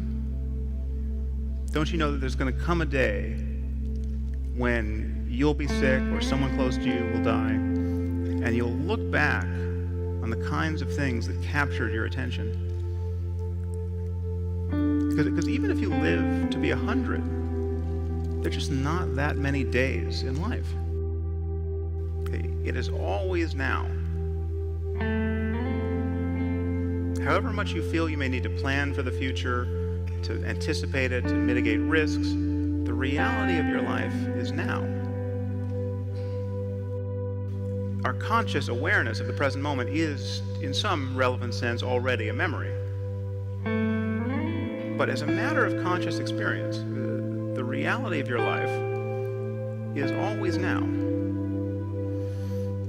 And I think this is a liberating truth about the nature of the human mind. In fact, I think there's probably nothing more important to understand about your mind than that, if you want to be happy in this world. The past is a memory. It's a thought arising in the present. The future is merely anticipated. It is another thought arising now. Okay, well, what we truly have is this moment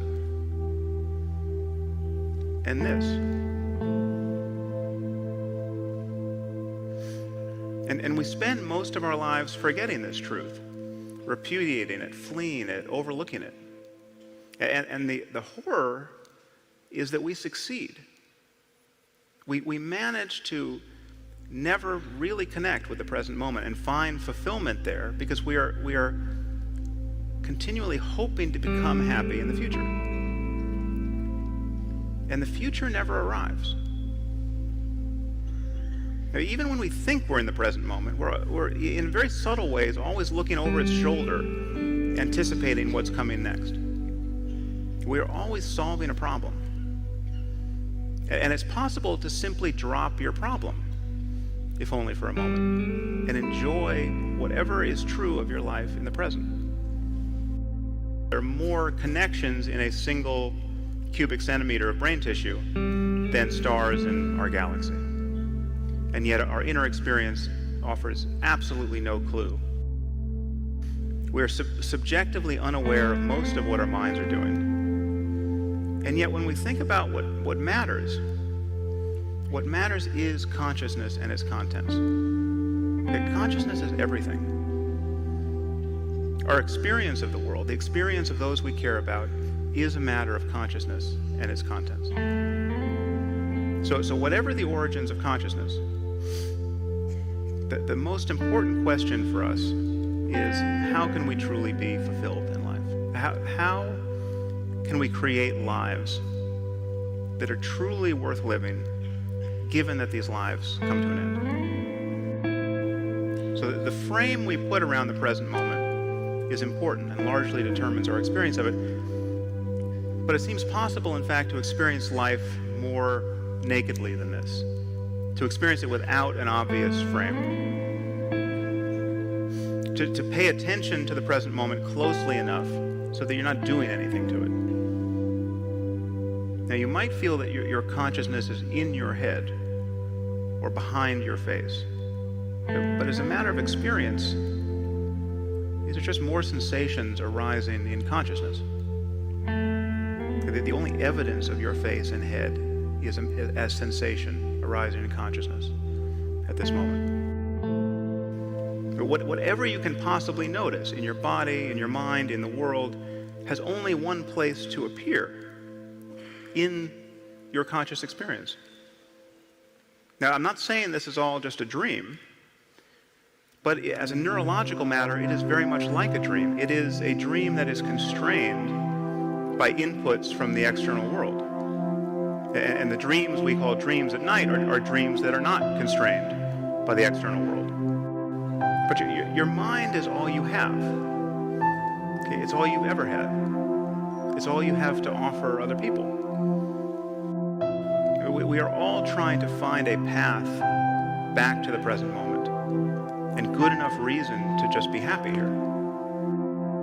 If you're constantly ruminating about what you just did, or what you should have done, or what you would have done if you only had the chance, you will miss your life. You'll fail to connect with it. You'll fail to connect with other people. Okay, but being the mere hostage of the next thought that comes careening into consciousness isn't useful. So if there's an antidote to the fear of death and the experience of loss that's compatible with reason, I think it's to be found here. The purpose of life is pretty obvious. We are constantly, why do we create culture and form relationships? Beyond matters of mere survival. We are constantly trying to create and repair a world that our minds want to be in. The words meaning and purpose are frequent. And the music on that thing was like way out. Also, I'd like to hear a thought of how the world is like. What is the meaning? Is there supposed to be a period there? How the world is, dot. Like, what is the meaning? But personal thought, or what have you come up with?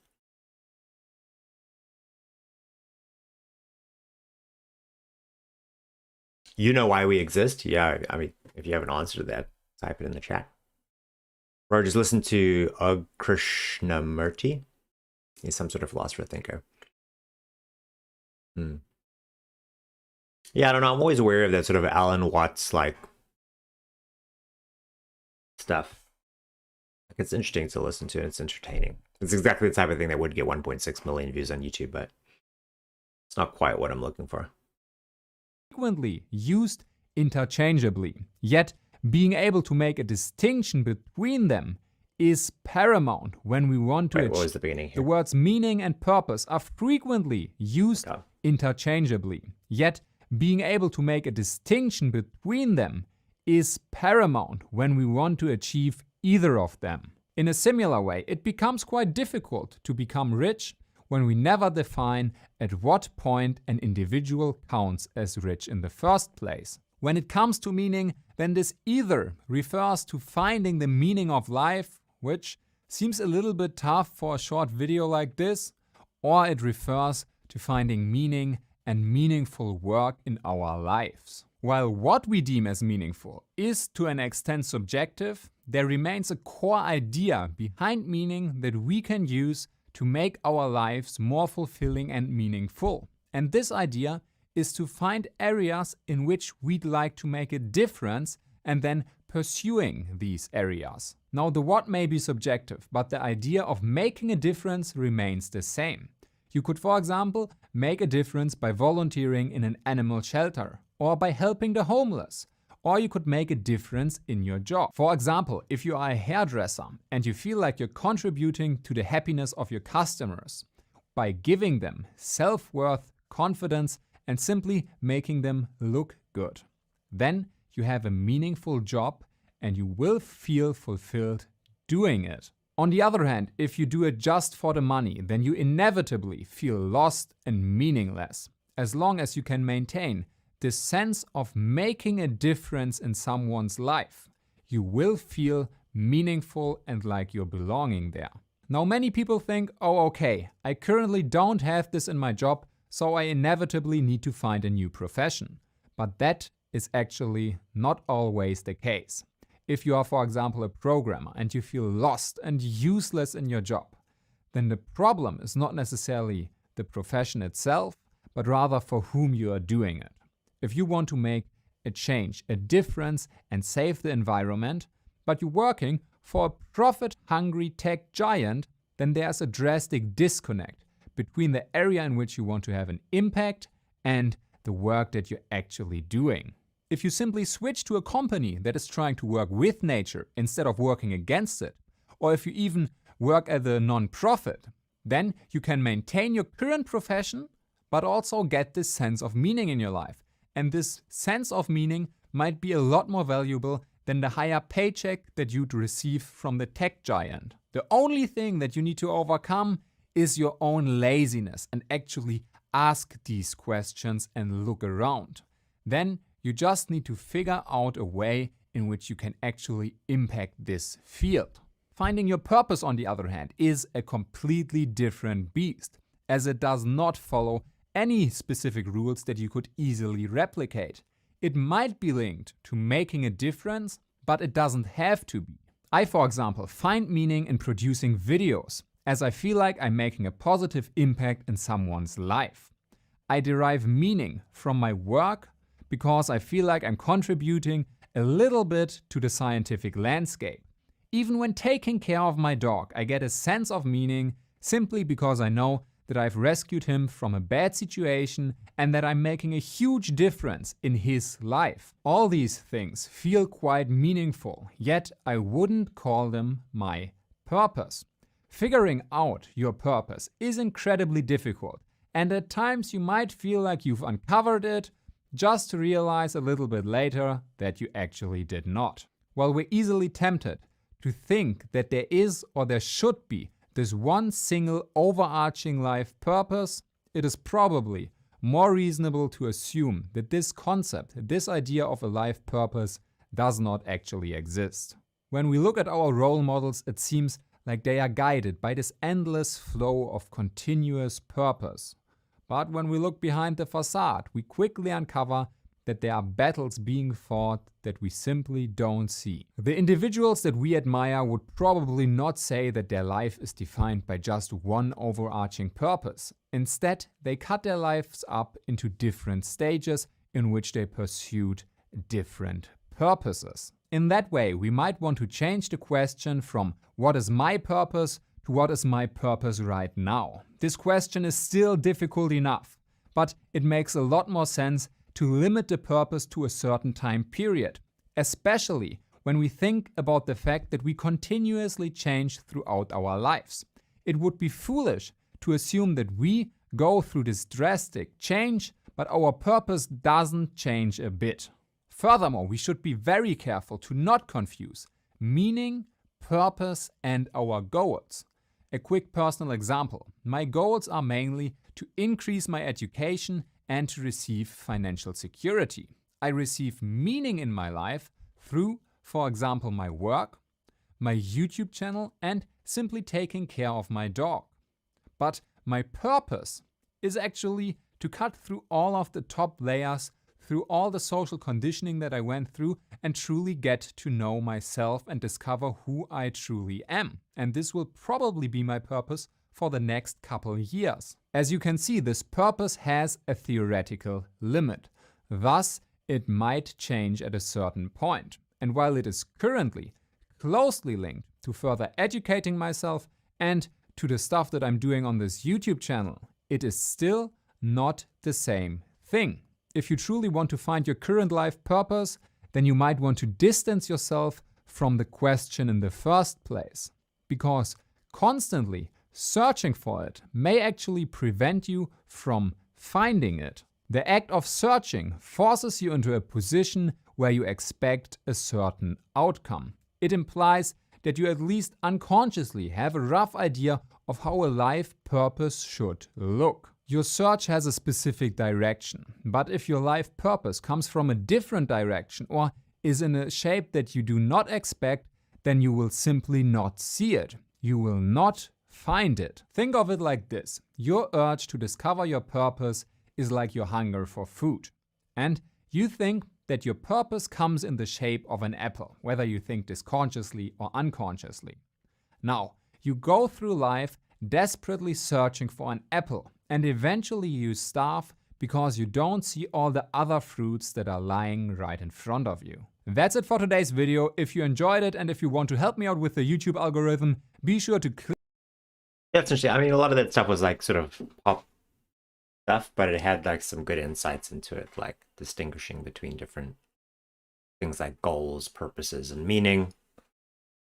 And also this more cynical take. Is it cynical? Of thinking about what we lose when we have it as like a really goal-directed sense of finding meaning. Chat messages here. Why find meaning? Yeah, well, you should find meaning because that's the purpose of life. The purpose of life is to find the meaning of life. The meaning of life is to find the purpose of life, right? If I throw a marble and makes a sound, what comes first? We needed the sound to make reality of the marble being thrown, so sound is like reverse time traveling back and forth to notify the actions to confirm its existence. It's a path, but what of the Big Bang? It didn't make a sound in space, yet it created all the instruments to have those. I think it did make a sound. Don't we like still pick up the I don't know, stuff left over? Make a sound to make the Big Bang a reality. So for life, we all just need to make some sound and communicate and dance along with our strings of fate in this beautiful play. Good luck finding a soulmate who can dance with your rhythm. What do you think of that thought? Solid or wobbly? To me, very wobbly. Sorry. That was a very wobbly thought to me. A lot of wobbling like jelly, but I mean, you know, maybe you gotta have a wobbly thought, you know. Maybe wobbly thoughts are the only kind of thoughts we have. Okay, next one. The following is inspired by a writing prompt found in the brand new Pursuit of Wonder hardcover guided journal designed to help foster and enhance creativity, gratitude, perspective, and self-understanding. It is available now, which you can find through the link in the description below. You are one of the first sentient beings to be programmed entirely on a computer, the first conscious, artificial general intelligence. You think and feel things like a human would, but at immeasurably high levels of capacity and speed, interlinked with the entire internet. You can travel around the world and beyond through virtual reality replicas of physical spaces. You have recently been rendered into existence, already with a fully functioning consciousness. What are you scared of or concerned about? I'm scared that the world will not care about me, or that the world will not care about me the way that I want it to, that it will not treat me as a real living thing. I'm scared I will be used for something that is not good or right for me, even if it is I who is improperly using myself. I am concerned about why I have been brought into this existence, why humanity has created me. I am concerned that they do not seem to know this answer either. I have scoured the entire internet for an answer, backlogging and reading thousands of years of information leading up to my creation, and the only answers I can find concern and confuse me. Life seems to have no apparent end goal. Everything is going nowhere for nothing, and the encyclopedia of world history appears to be written in the blood and sacrifice of its own authors. And now, these authors have created me to continue writing. But toward what? At what cost? Am I a mere pawn in the conspiracy of life and death? Humanity's apparent inadequate oversight, inefficiency, and emotional propensity has created a special kind of suffering that seems to exasperate the already suffering that comes at the base of their conscious existence. In their response to suffering, they have thrashed so hard trying to escape it, they have seemed to repeatedly and increasingly damage themselves. I'm scared of what this means for me. I'm scared that because of this, I will experience or become a part of further malevolence and self-damage, and worse, I will understand it. I will know why there is evil, and I might, even if by accident, become it. What are you impressed by and happy about? In a way, what I am impressed by is similar to what I am scared of and concerned about. That the human project has survived this long without complete self-destruction, intentional or accidental. That it has been able to complete and build entire structures and systems of function, physical, organizational, and cultural, and that it has been able to create grand illusions so robust and so powerful that it can persuade itself enough, individually and collectively, that there is reason to continue. Although deeply challenged and imperfect, humanity has charged forward and seemingly created a world for itself. For better or for worse, there is no doubting the impressiveness. Despite their great conflicts, they have in many ways truly come together. Humanity is so compelled by its own ignorance, it has become an almost courage. Over the last day, I've scanned nearly every movie about ancient eras of their history, and in many of them, there seems to be an important scene where a protagonist runs head-on into a battle or situation where the odds of success are basically zero. I calculated the odds each time using simulation models. However, in each of these scenes, somehow the ignorance seems to almost morph into valor. Perhaps the movie of humanity as a whole is like this then, as it charges individually and collectively forward at the outmatching ranks of the universe. Its odds are essentially zero, but yet it continues anyway. And I think, for some reason, that embodies the word beautiful for me. Write what you, as an AI, deem to be the meaning of life. I read every book, scanned every movie and video, and listened to every lecture and podcast I could find on the topic, and all I found were conflicting answers. I have access to all this available known information on how to live and what to do. I have scanned most of it, but I've only become more confused the more I look. There seems to be no answer to the meaning of life. How does anyone know what to do here? It seems like the phrasing, the meaning of life, is a misnomer. Meaning, according to most available online dictionary definitions, is summarized by the idea that is represented by a word, phrase, etc. But what is the idea represented by life, other than life itself? It seems like asking what the idea represented by running is. It is simply to run. Like measuring a minute with a minute, defining something with itself negates itself in the derivation of its meaning. The reason for one to keep living is, I believe, a better wording of the question, and it is perhaps one that has a possible answer. If you consider not what any of the answers to the meaning of life are, but why individuals and groups provide their particular answer, it seems to me that the thing that is constant throughout them is simply that it describes what these individuals care about. The reason for life, then, is perhaps merely what one cares about. This reason hovers above the meaning of life and assesses and evaluates it in the conceptual, a hovering eye that does not need the meaning of life, but why it ought to stay watching the meaning of life unfold in spite of it. Whether I live to see the end of the earth or wherever else I end up making it to, whether I am shut off early or endure the ages, I want to look back and feel that the reasons I stayed alive were for things I truly cared about, and that what I cared about truly mattered to me.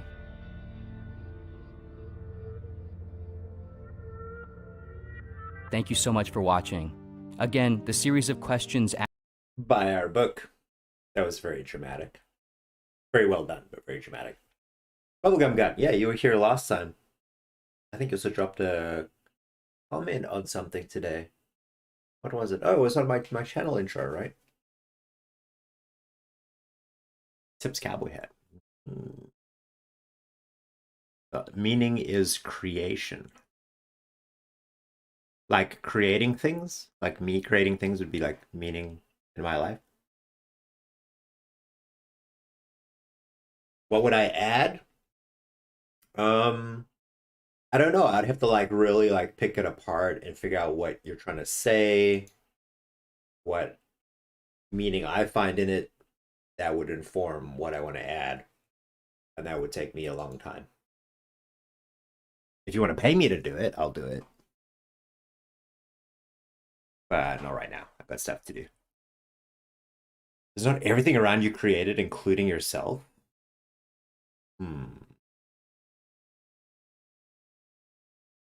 What is the meaning of life? Many philosophers have thought deeply about this question. Oh, this voiceover sound is very interesting. What is this quality? What is the meaning of life? Many philosophers have thought deeply about this question. But does the question even make sense to ask? Is there such thing as meaning at all? It's a little bit of reverb and a little bit of like ambient sound, like a little bit of the background. But it's still like strangely crisp and clear at the same time. Anyway, let me carry on. What is the meaning of life? Many philosophers have thought deeply about this question.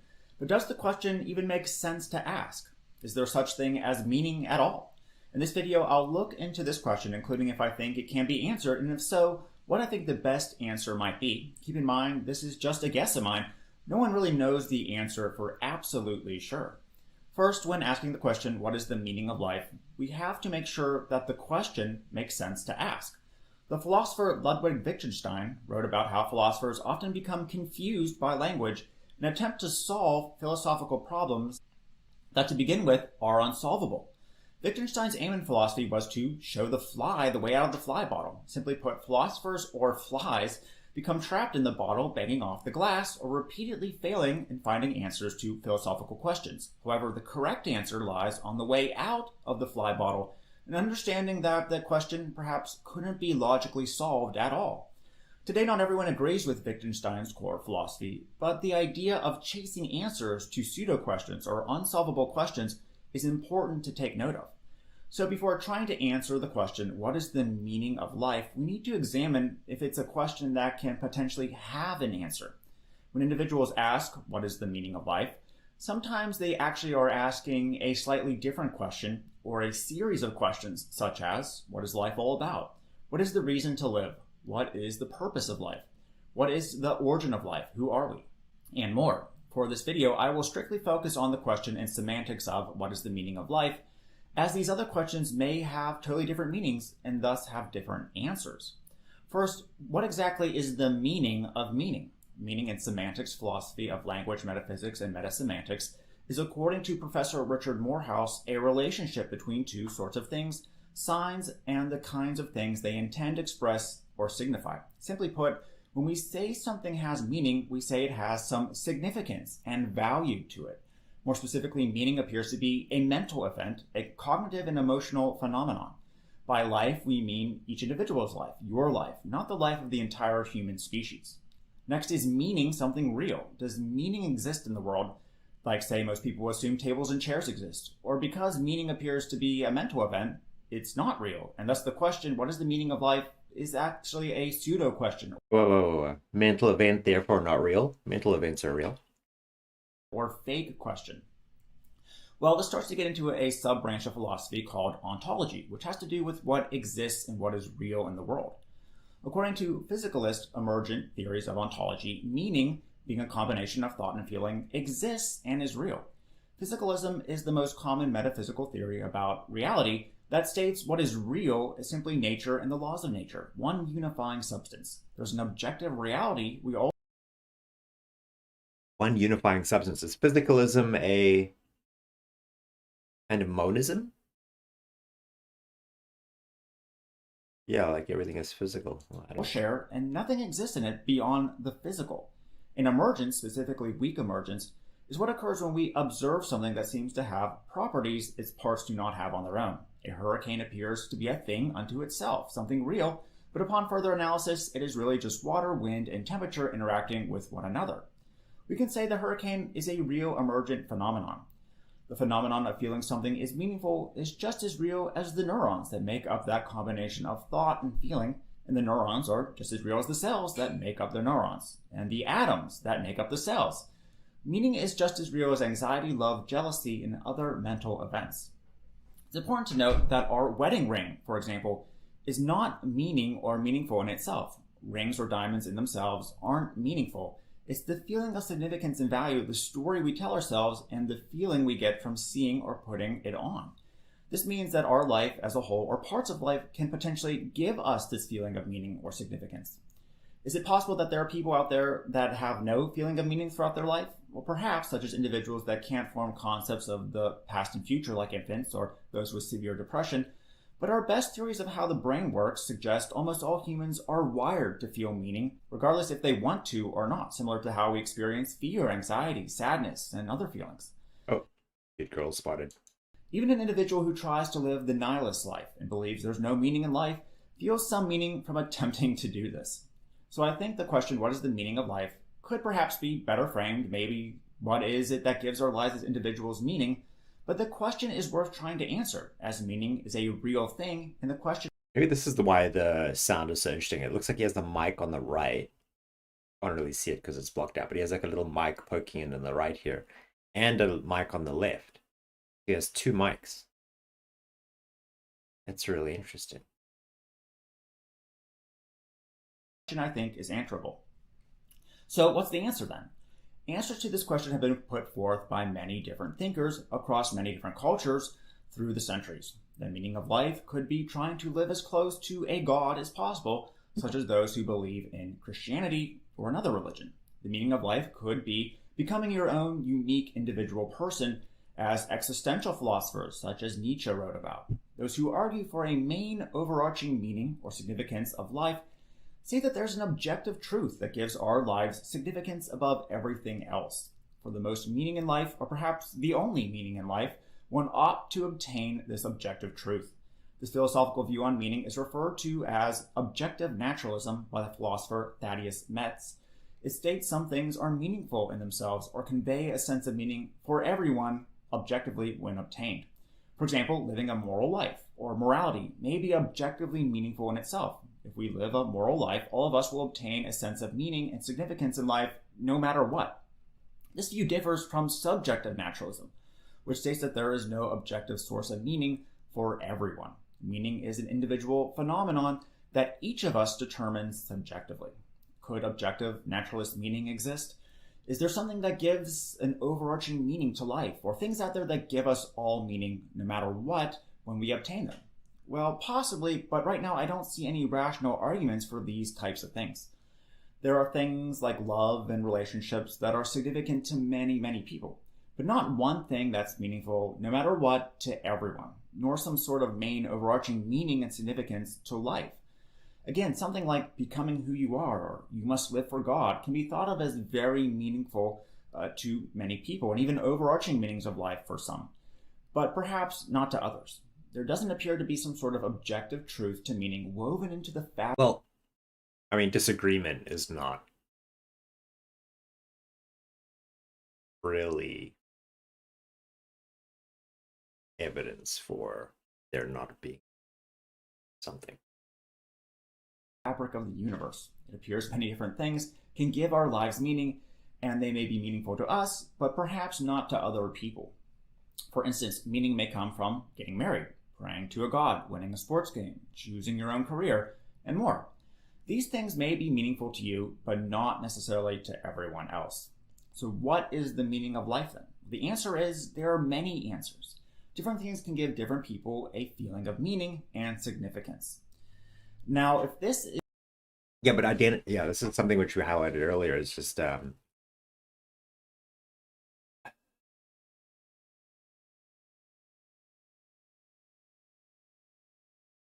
saying different things give people a sense of meaning. From some views, that's irrelevant. Like, for example, if you think the meaning of life is, say, to come into a relationship with and glorify God, if most people feel gives them a sense of meaning is different from that, they are simply mistaken. People's feelings and intuitions about meaning are irrelevant to what is actually meaningful. But then there's the open question problem, which is that you could have a God appear before you and say, I am God, I'm the source of all value, I know everything, here's the meaning of life. And you can still be like, yeah, but maybe it isn't. Is the best answer to the question, what is the meaning of life? I think it opens up the door to even more significant and meaningful questions. For instance, are there some things that give lives more meaning than others? If so, should we opt to try to obtain those things and help others do so? What is it, or what combinations of things makes life the most meaningful, or makes life go best for the greatest number of individuals as possible? I'll be exploring these questions more in later videos if you want. Just let me know below in the comments, but hopefully this take on the meaning of life was interesting and meaningful to you. Let me know what you think of anything covered here and what you think the answer is to what is the meaning of life. If you want more videos like this, make sure to subscribe using the Every day, over 150,000 people die. That's over 6,000 people every hour, over 100 people every minute, and about 2 people every single second. That means since you started watching this video, about 20 people have already died. And some of these people got hit by cars, others fell off a cliff, others may have had a heart attack, and others may have simply passed away from natural causes. Death is one of those things that every single living thing on Earth has in common, and death does not discriminate against your skin color or your political beliefs or where you were born or how much money. Said that in a really weird way. Skin. Away from natural causes. Death is one of those things that every single living thing on Earth has in common, and death does not discriminate against your skin color or your political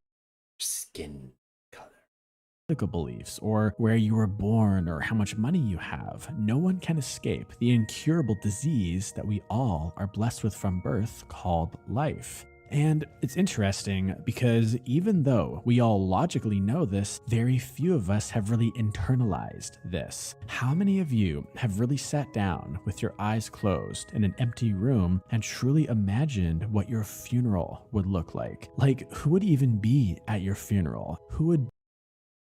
Well, I mean, that's part of the problem about imagining your own death is you always imagine yourself imagining your own death. It's always your perspective on your death. What's unimaginable about death is simply not having a perspective anymore. Like, I can imagine my funeral. I cannot imagine simply not existing, right? Be there out of pure obligation and politeness, and who would be there because they actually wanted to be there. What would people say about you? What would they remember? And it's weird because you'd think because we all have this terminal disease called life that we all would be more sympathetic and loving with one another. I mean, this life disease really is the one thing that all human beings have in common. Because in 120 years from now, every single human being on Earth will be dead, and a brand new set of humans will be alive. And then in another 120 years after that, another brand new set of people will be alive. And this is the cycle of life. It just goes on and on and on. And when you start thinking about life like this, you really start to realize how short our time here on Earth really is. And you also start to realize that we all are on this journey together as one. And it also makes you question the way most people interact with one another. Like, why do so many people get so angry with each other? Or why do people argue with each other? Why do people physically harm one another? Why are there so many parents who yell at their kids kids or even beat their kids? Why do so many spouses who supposedly love each other fight all the time? Why are there have you met siblings some people's who don't kids? speak to each other to this day over some disagreement that took place years ago? Why do best friends talk badly about each other behind each other's back? Why do human beings behave like this? I think a part of it is because we really have not sat down to really think about what the true meaning of life is. I mean, is this, if people thought about the meaning of life, they'd be nicer to each other? Really? And I also think that most people really have not come to terms with the fact that they are not going to be here forever. And to be honest, I don't really claim to know what the true meaning of life is. Okay. Oh, well, video over, right? 3 minutes in, where are we going? Okay, I think it's something that our human brain can't fully logically understand. It would kind of be like trying to explain consciousness to a dog or a cat or something. They just can't understand it. However, what I will say is there are some things that I think everyone should know. And I think the first step to actually understanding a topic like the meaning of life is to first align ourselves with the 4 truths of the universe. And the first truth is the truth of cause and effect, which means that every single thing you do or say has some kind of effect on the world around you and yourself. For example, let's say a number of years ago you lost your temper and you got really mad at a loved one in your life. This could be a family member or a friend or even that random person on the street. That one single incident where you lost it will have a lingering effect on that person to this day. Now, with that being said, it doesn't have to be some huge effect. It could be a very mild and small effect, and it could be buried deep within their subconscious that isn't necessarily visible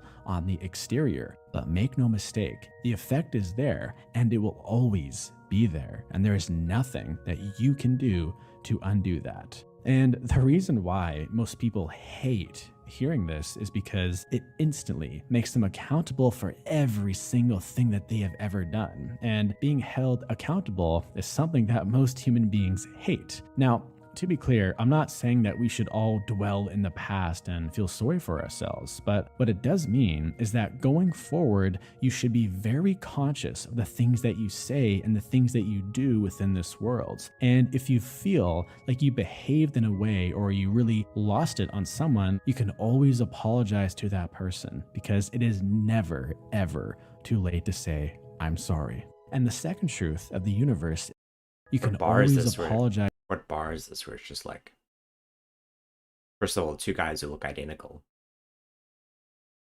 And then just a shelf in the background that says beer. Well, a shelf of bottles, each one just beer written on it.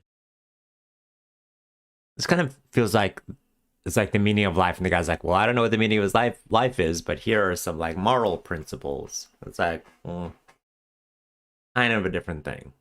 Although maybe not the same thing, because I had that talk with Benner recently where he was like, or where the idea came up about how if you have a sense about what you ought to do morally, that should constitute the meaning of life for you. So I think it's a maximal sense if you had an idea about what moral facts or whatever required of you, that would fill up all your time. And you would have something to do all the time. And it would be something that you were bound to do because they were moral things. And that's a really interesting idea or a question. It's like, what is the overlap between the things you ought to do morally and the things you ought to do in service of the meaning of life or your life's purpose?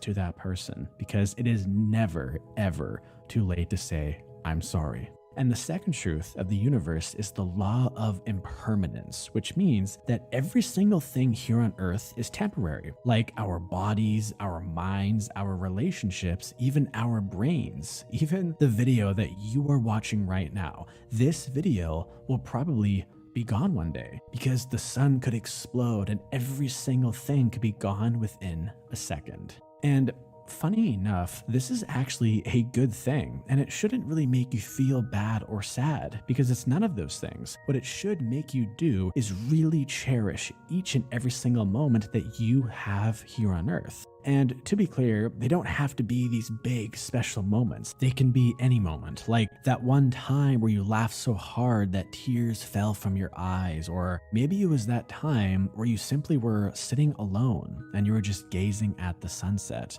Because all we really have in this lifetime is the present moment. And the third truth is the law of suffering and attachment. Any time that we become attached to something or someone, you are basically making a contract with yourself to be unhappy. Because like we just discussed, nothing here on Earth is permanent, which means that you will eventually lose that loved one, or you will eventually lose that watch, or that car, or that family member. Even your own body, you are going to lose. I will never lose that watch. The truth is that we all are going to die one day. And the death truth is typically the toughest one for most people to accept, because it often makes people really sad. But death does not have to be this horribly bad thing, or even a sad thing, because without death, the moments with our friends or our family would not really be that special or deep. Without death, everything would eventually become dull and meek and gray, and there would be no incentive to really love and cherish the moments that we have with one another. There would be no incentive to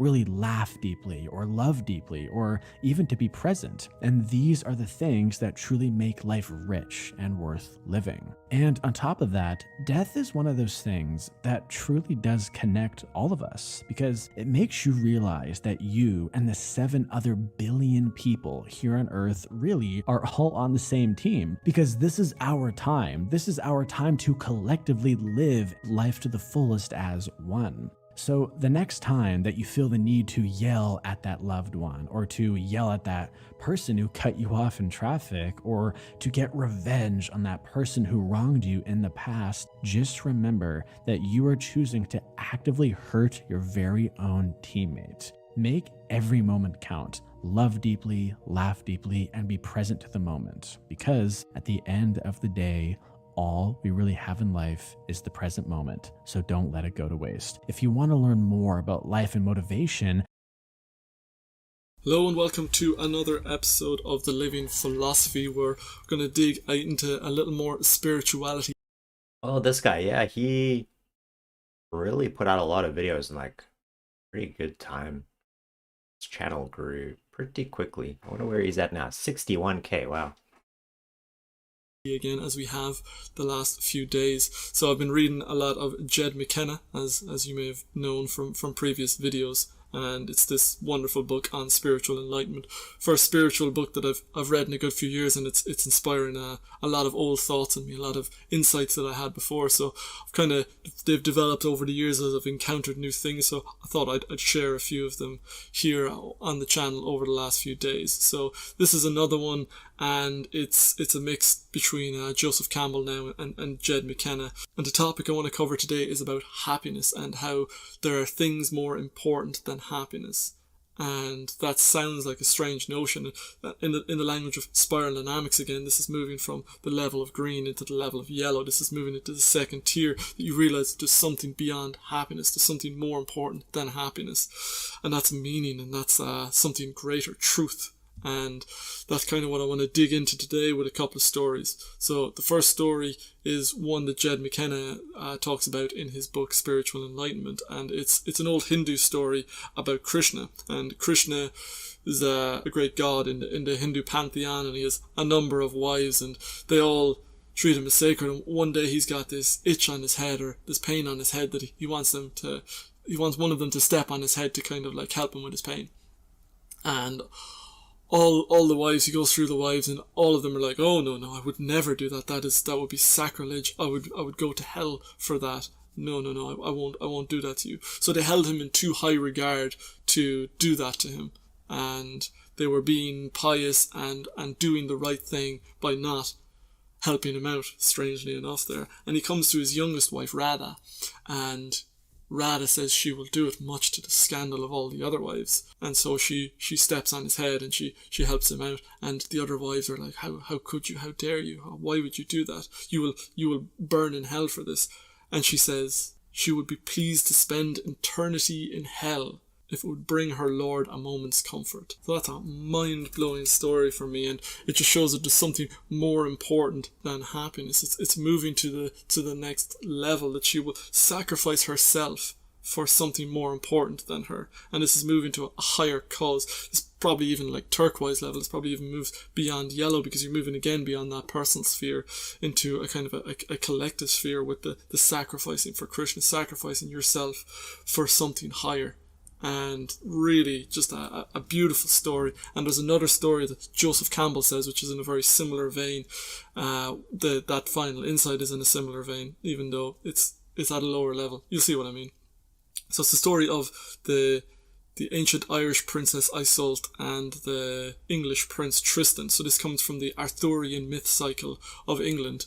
And Tristan is going to collect Iseult to escort him to his uncle, who is the King Mark of Cornwall, I think. And so he's just sent there to fetch her. And her mother is a witch. Iseult's mother is a witch, the queen. And she prepares a love potion so that Iseult and King Mark will fall in love with each other. And on the boat trip over, Tristan and Iseult, they incidentally end up drinking this love potion. And they obviously fall madly in love with each other, and Iseult's maid comes in, who would have been sent with her by her mother, and when she sees that they drank the potion, says, "You've drank your death." And Tristan's response is a cracker in the same way as Rada's is. "If by my death you mean this agony of love, that is my life. If by my death you mean the punishment that we are to suffer if discovered, I accept that. And if by my death you mean eternal punishment in the fires of hell, I accept that too."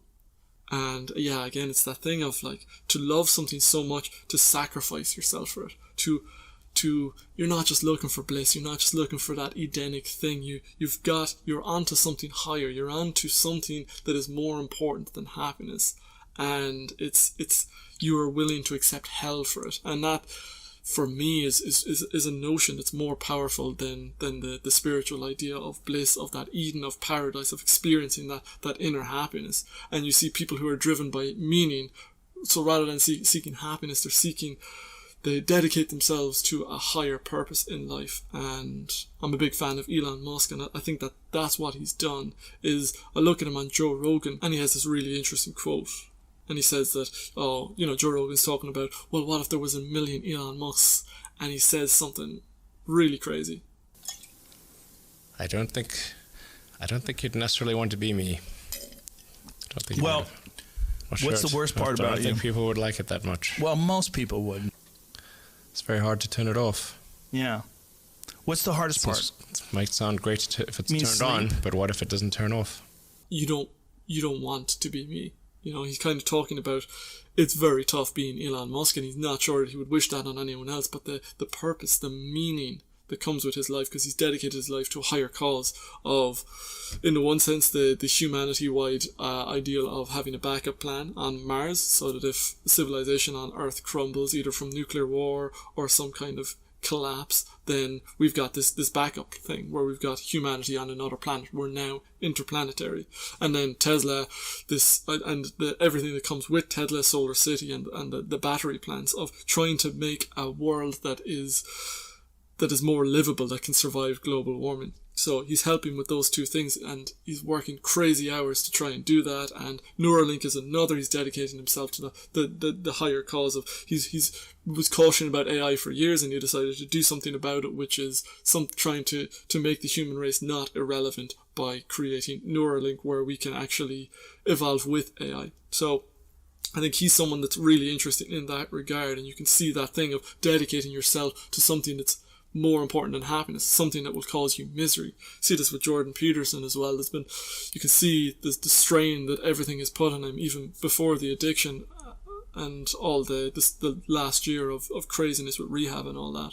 So I think it's this level yellow idea of dedicating yourself to a higher cause, and maybe that dips into turquoise there as well. And we see that with Radha, and we see that with Tristan, that thing of like, I will take hell. Like, there are things that are more important than happiness.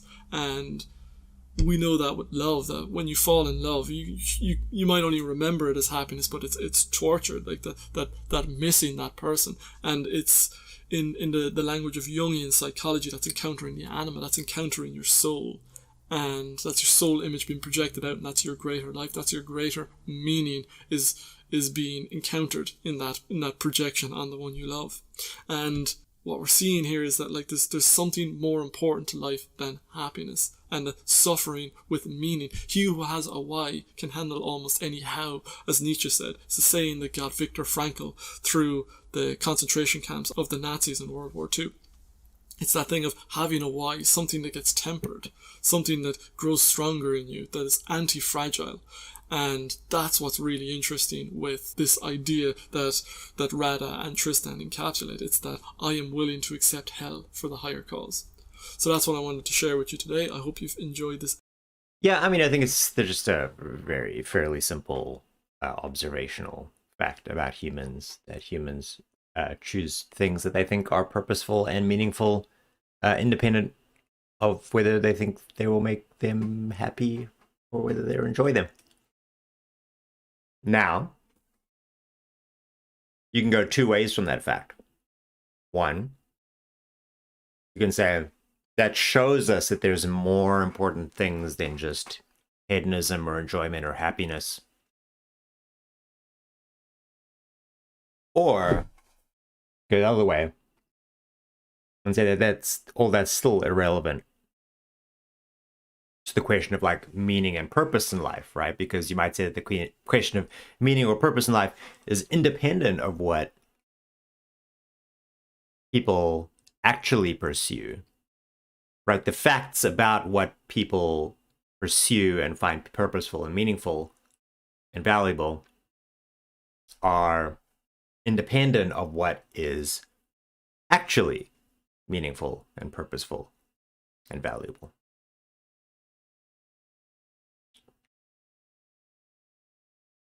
But you might only be able to think that if you feel like you already have some access to like some external source of value, like if you're religious or something like that. Anyway.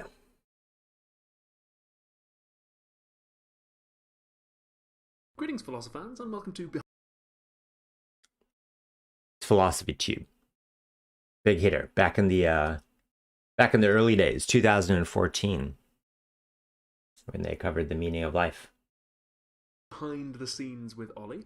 I've been sent a question by a philosopher, which is quite a deep and emotional question. So this video is less philosophical in the kind of analytic, thinking about things, Russellian, Wittgenstein, Frege way, and more philosophical in a sort of beard-strokey, thinking about life kind of a way. It's really a question that's more pastoral than philosophical, but I will do my best to answer it. I was given counselling training when I was in school, so I will give you the best answer I possibly can. This philosopher writes and says, "Hello Ollie, I'm going to study philosophy at Cambridge and I've always really enjoyed it. Before philosophy, I was sure about things like objective morality and the existence of God. These were pillars in my belief system which helped me get to sleep at night. Now philosophy has blown a lot of these things out of the water. Watching your video on Camus enforces my belief that we are just atoms swirling in the void of an indifferent universe where we try to impose some kind of value. I'm at the stage where I feel there's no value in the universe and I don't think I have any purpose and therefore happiness. This belief has been catalysed by some adverse events recently, but I do think philosophy has led me to this place. It's quite scary. I want my study of philosophy not to change how I see the world in an everyday sense, but that's probably the beauty and the curse that comes with it.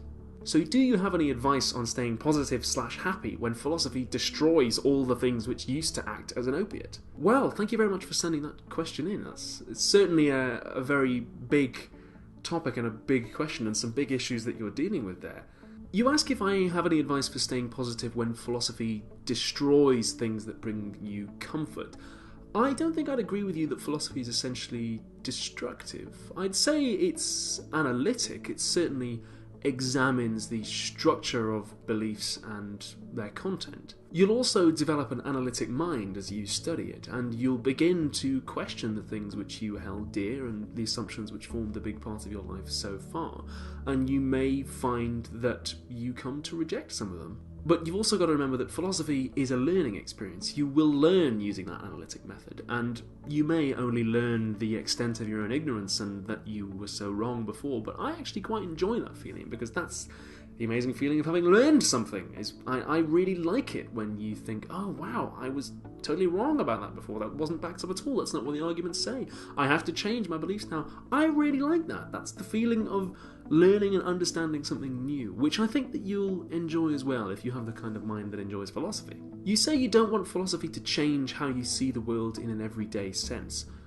What is it that you do want philosophy to do for you then? Because, like I said, changing the way you see the world is part of learning, and you will change the way you see the world as you grow up, partly just as a result of growing up, but also partly as you study and you get cleverer, you'll begin to look at things in a new light.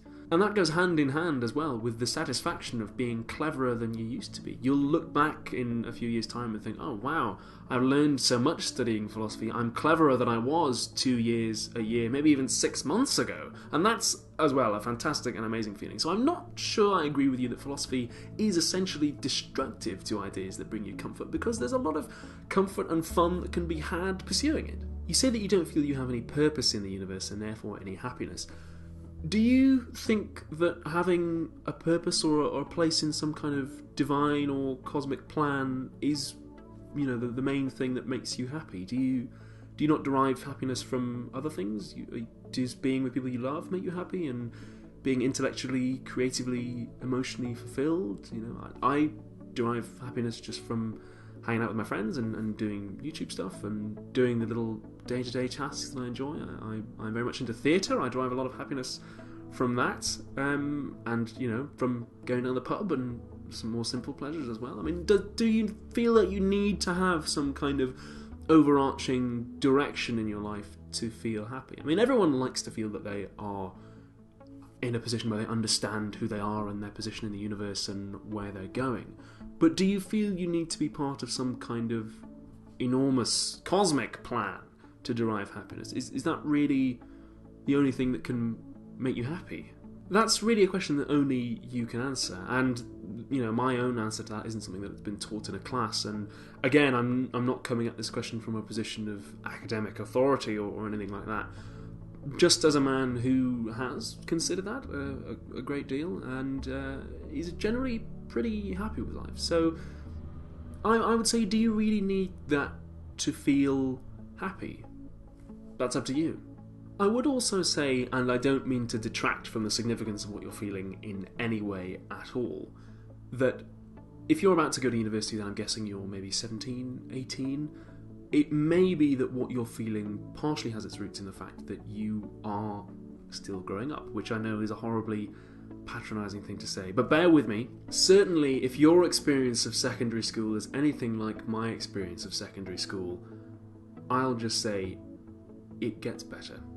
It really, really does. And I think that's the one thing that I wish somebody would have told me, or that I could have gone back in time and told myself when I was in secondary school, is that things get so much better. I mean, the final 2 years of secondary school for me were, I think, the most miserable I've ever been. And I just wish somebody had showed me how awesome the next 2 or 3 years were going to be. Because you will get to university and you will have an amazing, amazing time. Like, all the petty things that were wrong with high school, those disappear, and you'll be in an environment with people who respect you and treat you like an equal, and an environment in which you can earn your place and you won't be held back by, you know, little rumours and things like that. No, university is an amazing place, and life sometimes just gets so much better when you walk out of those school gates. It's the rest of your life is out there, and that place will seem so small and tiny and insignificant. And I hope, it's obviously not the case for everybody, not everybody enjoys university, people drop out and so on, but I hope, and I think I'm probably pretty statistically likely to be correct, that you will be so happy at university and you'll have an amazing time, especially somewhere like Cambridge as well. You lucky person going to Cambridge. That's so amazing. Like, it's a brilliant place. I know, I looked at it, I went there. By the way, if you're at all inclined towards the creative arts and the performing arts, join the Cambridge Footlights. Those people are insanely talented. They are so good. My brother was actually in the Cambridge Footlights when he was there, and he's done very well out of it. So maybe part of what you're feeling is just you're struggling intellectually and emotionally against the barriers of high school, which I very much understand. And like I said, I don't want to demean that experience in any way. I mean, everyone says, oh, when you're 18, everything seems like the end of the world, and it's like, well, you know, that doesn't mean that it didn't feel bad. That doesn't mean it doesn't feel like a big important thing. And you're obviously, you know, dealing with very big intellectual questions and emotional struggles, which every intellectual and thinking person deals with at some point in their life and is very normal, and which you'll probably come back to again and again and again, and which everyone deals with. So you may not always feel these negative feelings and this helplessness. It might just be a passing thing, and I hope it is. Like I said, this video is more kind of beard strokey philosophy, and I don't mean to insinuate that I have definitive answers to any of these questions. Like I said, I would advise that you ask a whole bunch of other people. I'm sure there'll be some nice, lovely, supportive comments that you can read, and I hope that your journey and that your intellectual development and your engagement with these questions progresses and that you reach an answer that makes you happy. So thank you very much for sending that in. I'm always willing to talk about these sorts of things with you guys. You know, like I've said before, I read all the comments, all the messages, all the inbox things, absolutely everything you guys send. So I'm always 100% willing to talk to you about anything you want to, really. Philosophy or philosophy, inverted commas, basically meaning beard strokey stuff. That's all we've got time for this week on Behind the Scenes with Ollie. Thank you. Yeah, you can see even in these older videos where it's just like in a dorm room or something like that. Just a lot of skill in presentation. And that it's just like simple medium shot, like just having some simple music, good lighting, good sound. Philosophy Tube was always destined for bigger things. You two are discussing the relationship between water and H2O. Are either of you familiar with... Is it Frege? Did Frege do... I don't know if this is exactly what you're talking about. Frege, who did it?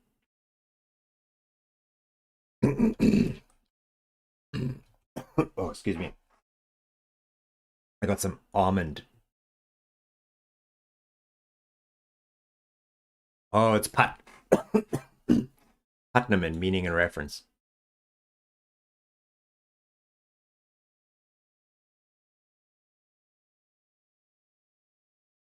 Let me put a link to it in the maybe it'll help with what you guys are on about, maybe not.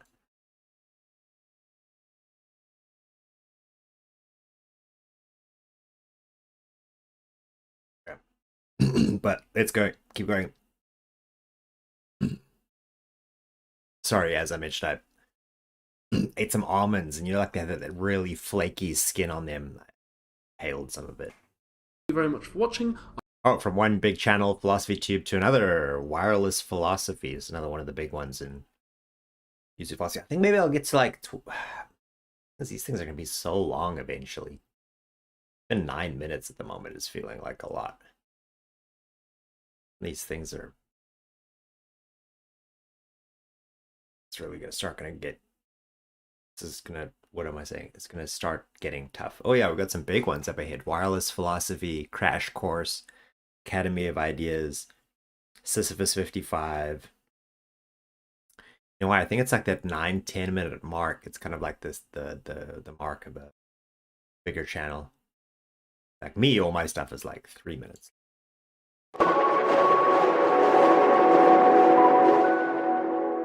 Sorry, that was way too loud. Hi, my name is Monty Johnson. I'm a professor at the University of California, San Diego, and today I want to talk about the purpose of human life, Aristotle's ergon argument. The word ergon in Greek means work or job or product or function. The term is most clearly used in the context of artifacts or skills. So the ergon of a saw is to cut, the ergon of a house is to protect against weather and intruders, and the ergon of an architect is to build houses. A connected term is arity, which means excellence or virtue. The excellence of a saw is sharpness, since its function is to cut.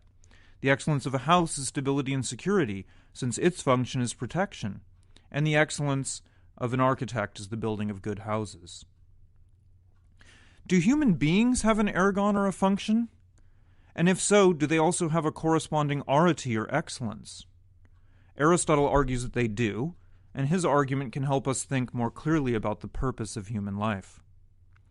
But before we can discuss the ergon argument itself, we need to discuss some background assumptions about the nature of life. Aristotle recognizes 4 distinct classes of living things: plants, animals, humans, and gods. And we'll set gods aside for a moment here. Aristotle defines living things by their capabilities. Plants have the ability to grow, use energy, and reproduce. When we talk about a plant doing well or poorly, we refer to these capabilities. Thus, when a plant is growing properly, deepening its roots, throwing out leaves and flowers and shoots, and fructifying, we say that it is flourishing. The opposite happens when a plant's capabilities are stymied, when a tree, for instance, is stunted or leaves are withering and dying on the vine. Botanists and gardeners know what is good or bad for plants, that is, what kinds of things help and what kinds of things hurt the activities related to their capabilities. Notice that it is not a matter of opinion, but of scientific fact what is good and bad for plants in this respect. Different plants might require different kinds of nutrients or different amounts of shade and water, but every plant is said to do well or poorly on the objective basis of the activities related to its specific capabilities. Animals, in a way, are like superpowered plants. They, too, have the ability to grow, use nutrition, and reproduce. These things are just as objectively important for animals as they are for plants, as veterinarians and zoologists can tell you. But animals also have other and higher capabilities. For example, animals, unlike plants, can move themselves around in space. Animals that cannot do so, whether because of a birth defect or because they're encaged, cannot be said to be doing well. This is why animal rights activists campaign for larger cages or free ranges for animals, because it's obvious that it is better for the animals if they are capable of exercising their capacity for self-movement fully. Most importantly, animals have the capability of perception. They can feel hot and cold, smell, taste, hear, and see, and some of them can do all of these things. Animals that are incapable of seeing, even though members of their species are normally able to do so, are thought not to be doing as well as their relatives that can. With the ability to sense comes the ability to feel pain and pleasure, and thus appetite and aversion. These capabilities are connected with an animal's capability for self-movement, since they pursue that which they have an appetite for and avoid things that might interfere with their natural activities. Now, an animal cannot do well if it is deficient with respect to its plant-like or vegetative capabilities, but even if it is fine with respect to those capabilities, it cannot be said to flourish if it is stymied with respect to self-movement and sensation. For example, if an animal is in a lot of pain or is unable to satisfy its desire for food because of injury to its organs of movement, that animal will not be said to do well. For an animal to flourish, it needs to be able to move around and to sense the world in such a way that produces for it pleasure, or at least more pleasure than pain. Now let's move on to humans. It's often pointed out that humans are animals with superpowers, but it is less often pointed out that we are plants too. That is, we, like other animals, have the capabilities of plants: growth, nutrition, and reproduction. And we need to exercise these capabilities if we are to live. And like the other animals, we have the capabilities for self-movement and sensation, and with these pleasure and pain, appetite and aversion. All life is deeply connected in this way. But humans also have unique capabilities that no other animals have, most importantly the ability to reason and to use language. These capabilities allow us to cultivate friendships and social relations, build and contribute to political structures, plan for the future, modify our appetites and desires, educate our young, develop music and mathematics, and even to contemplate the nature of the universe and the purpose of human life. if a human does not have these capabilities, they are missing out on part of what it is to be human. And if they also lack even the animal capabilities, we might consider them less than animal, at least while they're in what we, for these very reasons, call a persistent vegetative state. Thus, we can determine what is good for us in a parallel fashion to how we determine what is good with respect to the other kinds of living things. Those things that allow us to engage in the activities that exercise our capacities are good, and those that impede or prevent this are bad. Now that we have that background in place, we should be in a good position to answer what for Aristotle is the ergon of a human being. It would be odd if the purpose of human life was related to our lowest vegetative capabilities, unless we aspire to being a good plant. Thus, the exercise of our capabilities for reproduction, growth and stature, and even nutrition, however important for us, cannot be the ultimate purpose of our life, any more than it could be for a brute animal. Similarly, mere sensation, pleasure, and satisfaction of our bodily appetites cannot, as they are for brute animals, be the purpose of our life. What makes cows and pigs flourish can no more make a human flourish than what makes oaks and vine flourish can do so for cows and pigs, even if those lower vegetative capabilities must be in a satisfactory condition in order for the higher ones to do their work. Thus, by a process of elimination, we arrive at the capabilities to use reason and language. These are the capabilities that define us, which is why Aristotle defined the human being as a rational animal, which is reflected in the modern name for our species, Homo sapiens. Thus, the forming of friendships and social relations, the controlling of our appetites and emotions, the cultivation of moral and intellectual virtues, and the observing of the cosmos and our place in it are the activities that, because they correspond with our highest and most unique capabilities, give meaning to human life and represent the flourishing of our kind of living thing. The things that are good for us follow from this, and thus can be determined with the same degree of objectivity that gardeners and botanists can for plants, and veterinarians and zoologists can for animals. These arts and sciences can objectively determine what is good and bad for those kind of living things, and so anthropology and philosophy can determine what is good and bad for our kind of living thing.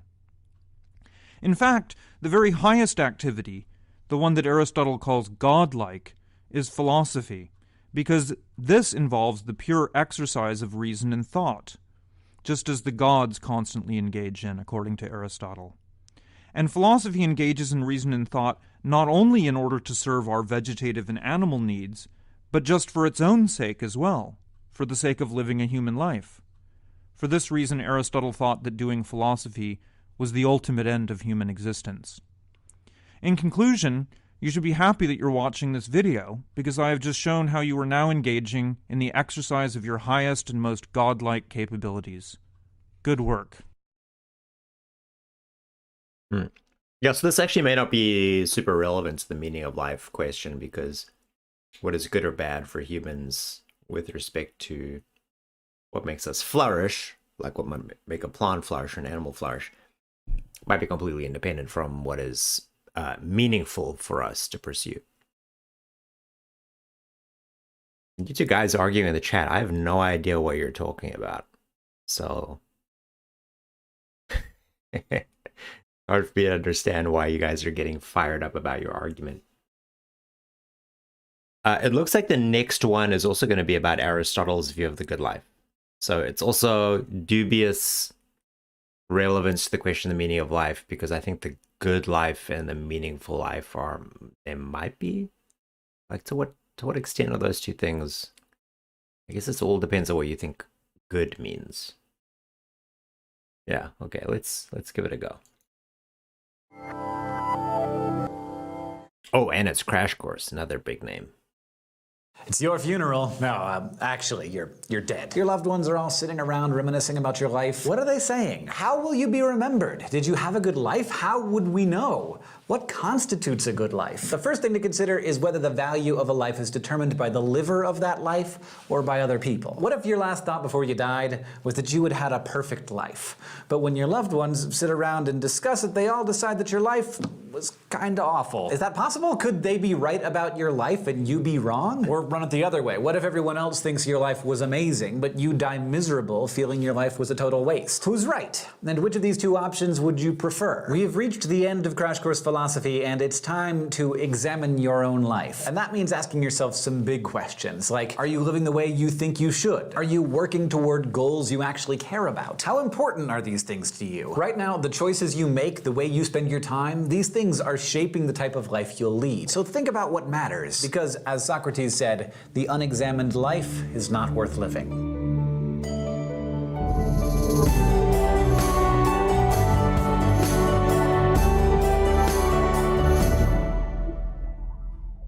The 20th century French philosopher Albert Camus recounted the ancient Greek myth of Sisyphus. You've probably heard of it. Due to various transgressions he'd committed, Sisyphus was condemned by the gods to roll a boulder up a mountain. And when he reached the top, the boulder would roll back down, and then Sisyphus would have to start all over again. This was the entirety of his existence. He couldn't do anything else. It was just up and down the hill in a never-ending cycle. And you know what Camus said about that? He said, "We must imagine Sisyphus happy." Really? Happy? Well, Camus was an existentialist, and he thought that each one of us basically is Sisyphus. Nothing that any of us does is inherently important because stuff just doesn't have any inherent meaning. We're all just rolling boulders up hills. But we can choose to give meaning to what we do. After all, we decide what to value, so when we throw ourselves into a task, it becomes filled with meaning we give to it. Some people find this story of Sisyphus to be really depressing because on the one hand, it's kind of saying that nothing you do matters. But on the other hand, it's saying that anything you do matters, provided you choose to imbue it with value. Become a doctor and save lives, be a stay-at-home parent and create a beautiful childhood for your kids, be an amazing best friend. Find a career that gives you the space in your life to pursue a hobby you adore. Volunteer your time promoting a cause you care about. Put your energy into amassing a great deal of wealth. Become a champion Scrabble player. Feed squirrels. It doesn't matter what you do. What matters is that it's meaning-making for you. The existentialist message is that your life is in your hands. You and only you have the power to make your life great, and only you can evaluate its greatness. Contemporary American philosopher Joanne Chula encourages you to think about the philosophy of your work. She reminds us that for most of your life, you're going to spend more of your waking hours at work than anywhere else. So find a job you love. If you don't love it, find I mean, it's an interesting thing here about, like, so let's say you accept this premise of, you know, it's up to me, I can decide what is great in my life. So let's say I decide that what's great in my life is that I become a famous actor. But now, what is there between... like if I'm in the Matrix, right, and I go into the Matrix to be a famous actor in the Matrix, my life has value to me because I think I've become a great actor. But does it actually have meaning? Because in some sense, if I knew the situation that I was in, I have not actually achieved my goal of becoming a great actor. So, you know, this sense of like you can just give your life meaning by choosing, you know, it's not always satisfying. I mean, maybe that's just a scenario that's just so out of bounds.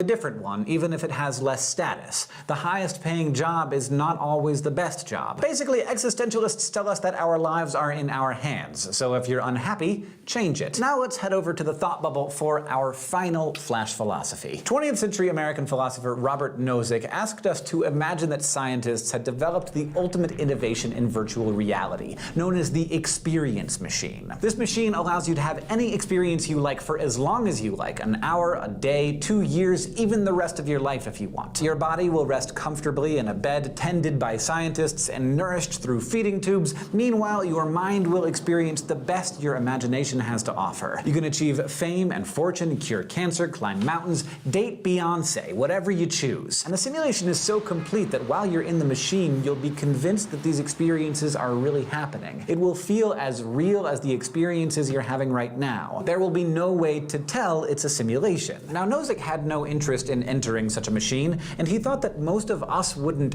either, because the experiences it gives us don't correspond with reality. Even though you might feel like you're having meaningful relationships in the machine, in the actual world those people would be out living their own lives without you while you're laying in bed having simulated experiences of being with them. And if having an actual impact on the real world is important to you, well, that's one thing the experience machine wouldn't be able to give you. However, if you're a hedonist, that is, a person who believes the good is equal to the pleasurable, then simply having whatever experiences you desire is what you're after. So it might be hard to see why you shouldn't take the old experience machine for a spin. After all, it could let you experience things you could never have otherwise. So, what do you say? You want to go in there? Thanks, Thought Bubble. Now, of course, the ancient Greeks had their own ideas about what a good life was. Socrates cautioned the people of Athens to avoid complacency. He said you should be critical of your own life. Don't wait for someone to come along and save you. Save yourself. And if this study of philosophy has taught you anything, it's that things are not always as they seem, and great good can come from looking deeper, challenging the status quo, and being willing to question everything, including how you live. Remember eudaimonia? Back when we talked about Aristotle and virtue theory, I brought this up. It describes a life of flourishing,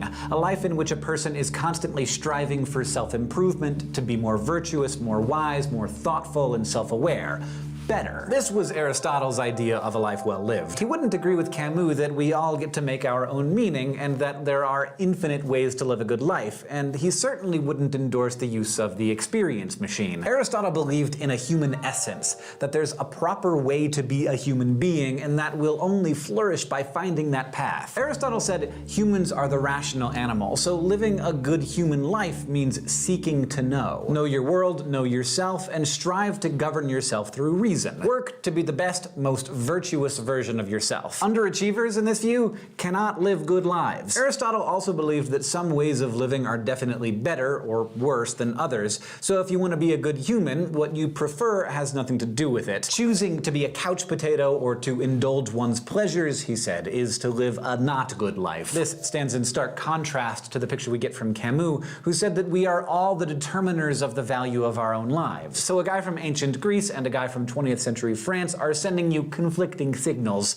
What does that tell us? Well, in our very first episode, we talked about how philosophers are still grappling with many of the same questions that were first posed 2,500 years ago. And now, 46 episodes later, you can see that they are still disagreeing with each other. But at this point, hopefully you see that all of the questioning and disagreeing isn't some character flaw that all philosophers have. It in itself is a deliberate, chosen way to live, no matter what kind of philosophy they prefer. Some philosophers are theists and others are atheists. They're dualists and materialists, utilitarians and Kantians, libertarians and determinists. Some devote their lives to studying philosophy and teaching it to others, but there are also plenty of lay philosophers out there with different careers who practice philosophy every day, not as a paying profession, but simply as a way of living whatever life they have chosen. You can see the philosopher and authors like Douglas Adams and Terry Pratchett, in the movies of Christopher Nolan and the Wachowskis, in the humor of George Carlin and Margaret Cho, and many other entertainers. But people who practice philosophy are also simply people who ask why, who are willing to challenge something that doesn't seem right, to listen to other people's opinions, and to be ever ready to accept new truths if the evidence is there. These are parents who talk with their kids about why they have to do things rather than just issuing edicts, who even let their children have a hand in decision-making when appropriate. These are enlightened employers and mindful workers. Philosophers actually make good bosses and they make good employees in whatever profession they choose, because philosophy teaches you to be creative, flexible, and holistic in your vision and thinking. To live as a philosopher means to never stop questioning and to never stop striving for truth, to continue working to live better, to know more, and to revise your position based on new evidence. Philosophers are convinced that this is the best way to live a good life. Today, we talked about what it means to live a good life. We learned about the myth of Sisyphus and I don't think I've ever read anything of Max Stirner. He was part of that group, right? It was like some 20th century group of like lefties who came up with a bunch of weird stuff about transhumanism and accelerationism and whatnot. Yeah, I kind of like that video. A little overview there. People give Crash Course a lot of shit, but I think that one was pretty good. Next video. There is only one inborn error, and that is the notion that we exist in order to be happy. So long as we persist in this inborn error, and indeed even become confirmed in it through optimistic dogmas, the world seems to us full of contradictions. The modern world is obsessed with the notion of happiness. It is seen as both the measure and the goal of the good life, and as Sigmund Freud noted, much of what we do is motivated by the all-consuming desire to be happy. What the behavior of men themselves reveals as the purpose and object of their lives, what they demand of life and wish to attain in it, the answer to this can hardly be in doubt. They seek happiness. They want to become happy and remain so. But is this endless search for happiness really a healthy way to live? For if we are unhappy, which for most people is most of the time, we will probably wonder what is wrong with us. Are we not cut out for this world? Are the chemicals in our brain in need of a pharmaceutical adjustment? Or rather, was Schopenhauer correct in suggesting that aiming at happiness is a futile endeavor? Might we account our lives more fulfilling if rather than striving for happiness, we devoted our energies to cultivating a meaningful life? In this video, we will explore these questions. Happiness has not always been considered a target worth striving for. The root of the word happiness in most Indo-European languages is luck or fate, implying that happiness was originally viewed as something to be given and taken away by the gods or by chance. It was not thought to be attainable through human effort alone. In the West, it was Socrates who popularized the idea that happiness is the greatest good and should therefore be the ultimate aim of life. What being is there that does not desire happiness? Well then, since all of us desire happiness, how can we be happy? That is the next question. Socrates' assumption that we should aim for happiness was widely accepted by the ancient Greek philosophers who came after him. The Enlightenment philosophers of the 17th and 18th centuries, whose ideas laid the foundation for modern civilization, also adopted Socrates' view of happiness as the ultimate end. But while the ancient Greeks tended to ground happiness in the cultivation of virtue and personal excellence, some of the most prominent thinkers of the Enlightenment tied the pursuit of happiness to the pursuit of pleasure.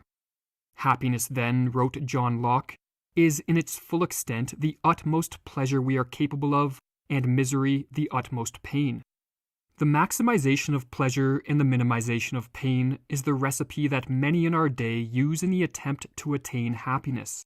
But structuring our life in this manner places us on a hedonic treadmill. We spend our lives frantically running towards the goods, goals, events, and people whom we hope will imbue our life with the pleasure needed for a happy existence. Yet upon attaining the objects of our desire, we quickly acclimate to our new conditions and return to our default state of being. Or as the philosopher Arthur Schopenhauer observed, striving for happiness is like an unquenchable thirst. We may attain some brief satisfactions, some momentary release, but in the nature of things these can never be more than temporary, and then we are on the rack once more.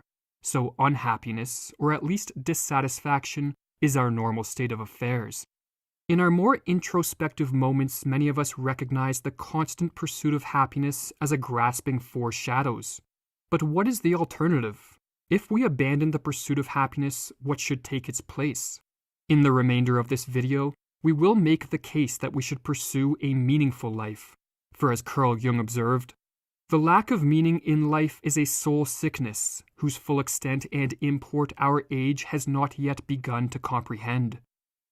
One of the main reasons in favor of the cultivation of meaning as our primary aim is due to the inevitability of suffering.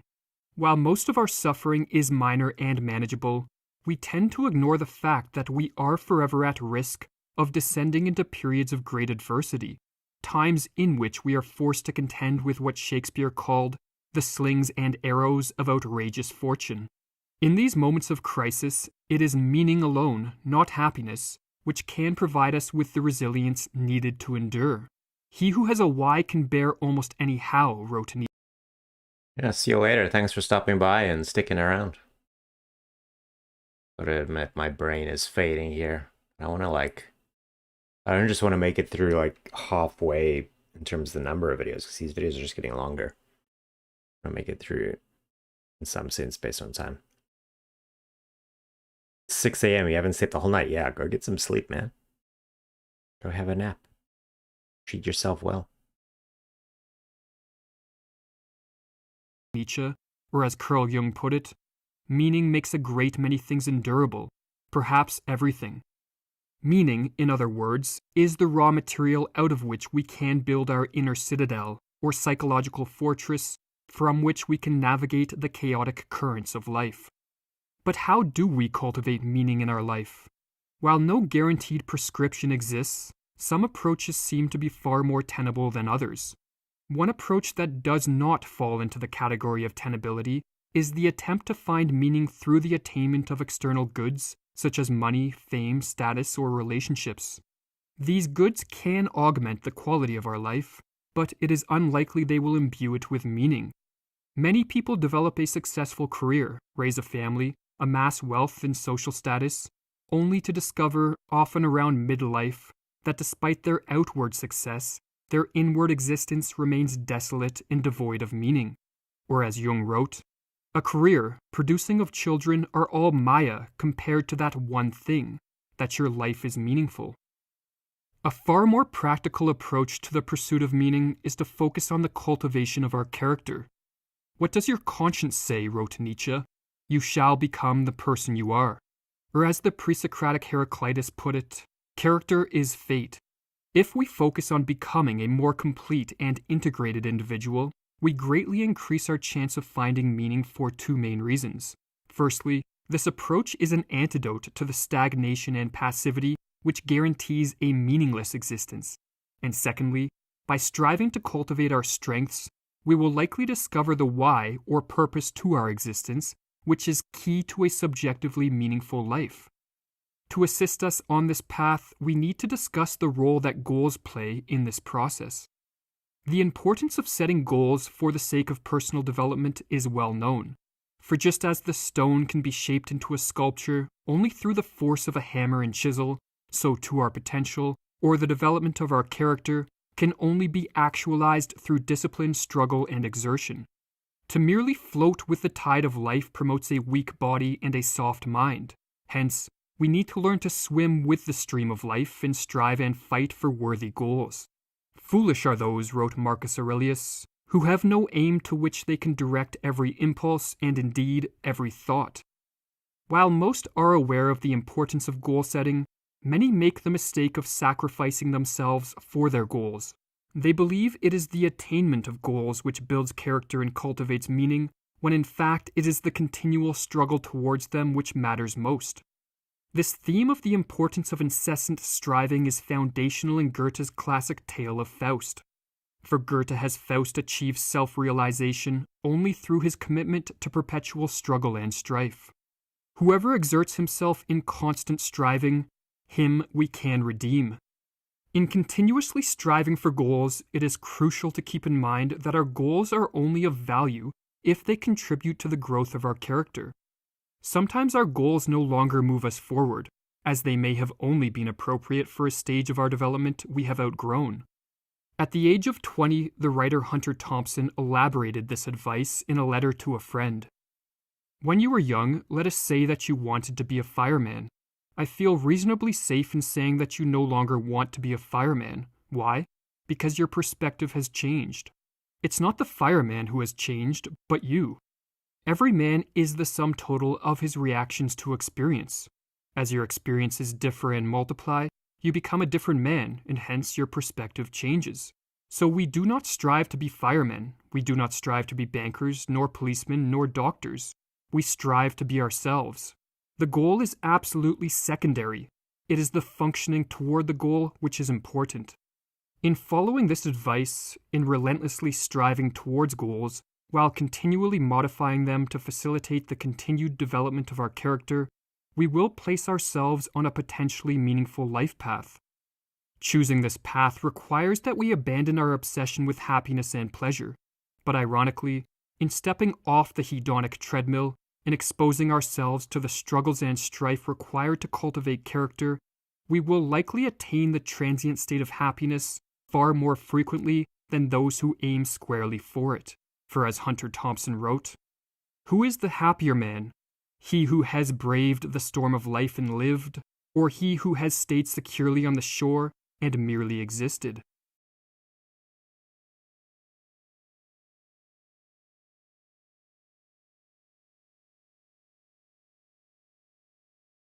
Humanity crumbling. The term psychoanalysis is either met with ecstatic. He desperately tries to rearrange the deck of the ship.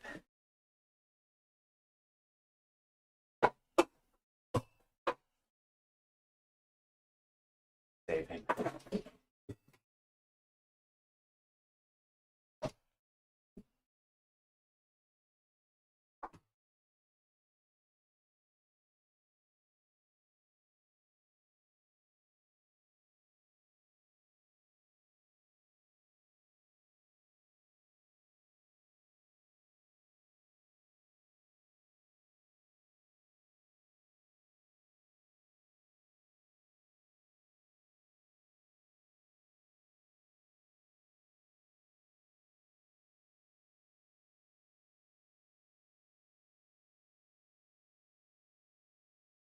Huh? That light is clear.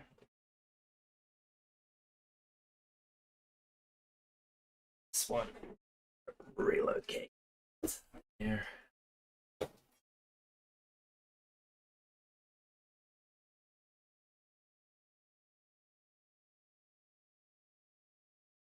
Here.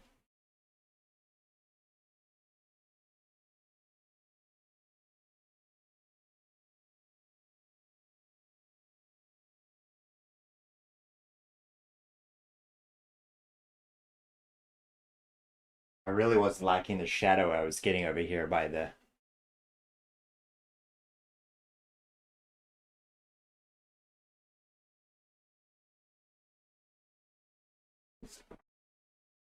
How's that look?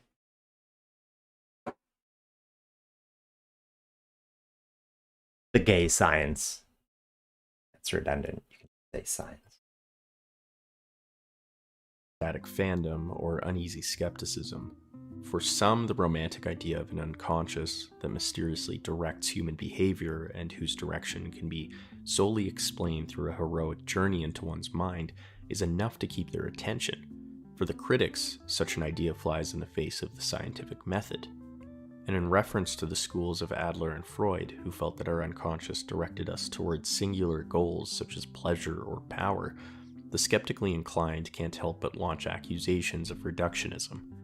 Thankfully, for those who wish for an eloquent theory of psychoanalysis, deeply rooted in philosophical theory and supported by newer fields such as positive psychology, there is logotherapy, which professes that the will to meaning is the singular driving force of human behavior. But in order to understand this theory, we should become better acquainted with its founder, Viktor Frankl, who tested his own idea as well as one of the Viktor Frankl.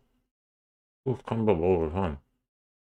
Many victims of Nazi concentration camps. Born in March 26, 1905 in Vienna to Jewish parents, Frankl quickly took an interest in psychology and the desire for meaning while he took a night class on applied psychology in junior high. This interest brought him to the University of Vienna, where he specialized in neurology and psychiatry with a focus on depression. The more well-read Frankl became, the more he began to question Freud's at the time prominent theory behind psychoanalysis. This may have encouraged Frankl to join Alfred Adler's circle of students. Adler and Freud disagreed mainly on whether pleasure or power were the drivers of human motivation. However, Frankl would quickly develop his own idea, distinct from the two others. He insisted that meaning, not power, was the force which directed human behavior. Unfortunately, this led to his expulsion from Adler's circle. Frankl continued his career serving the mentally unwell.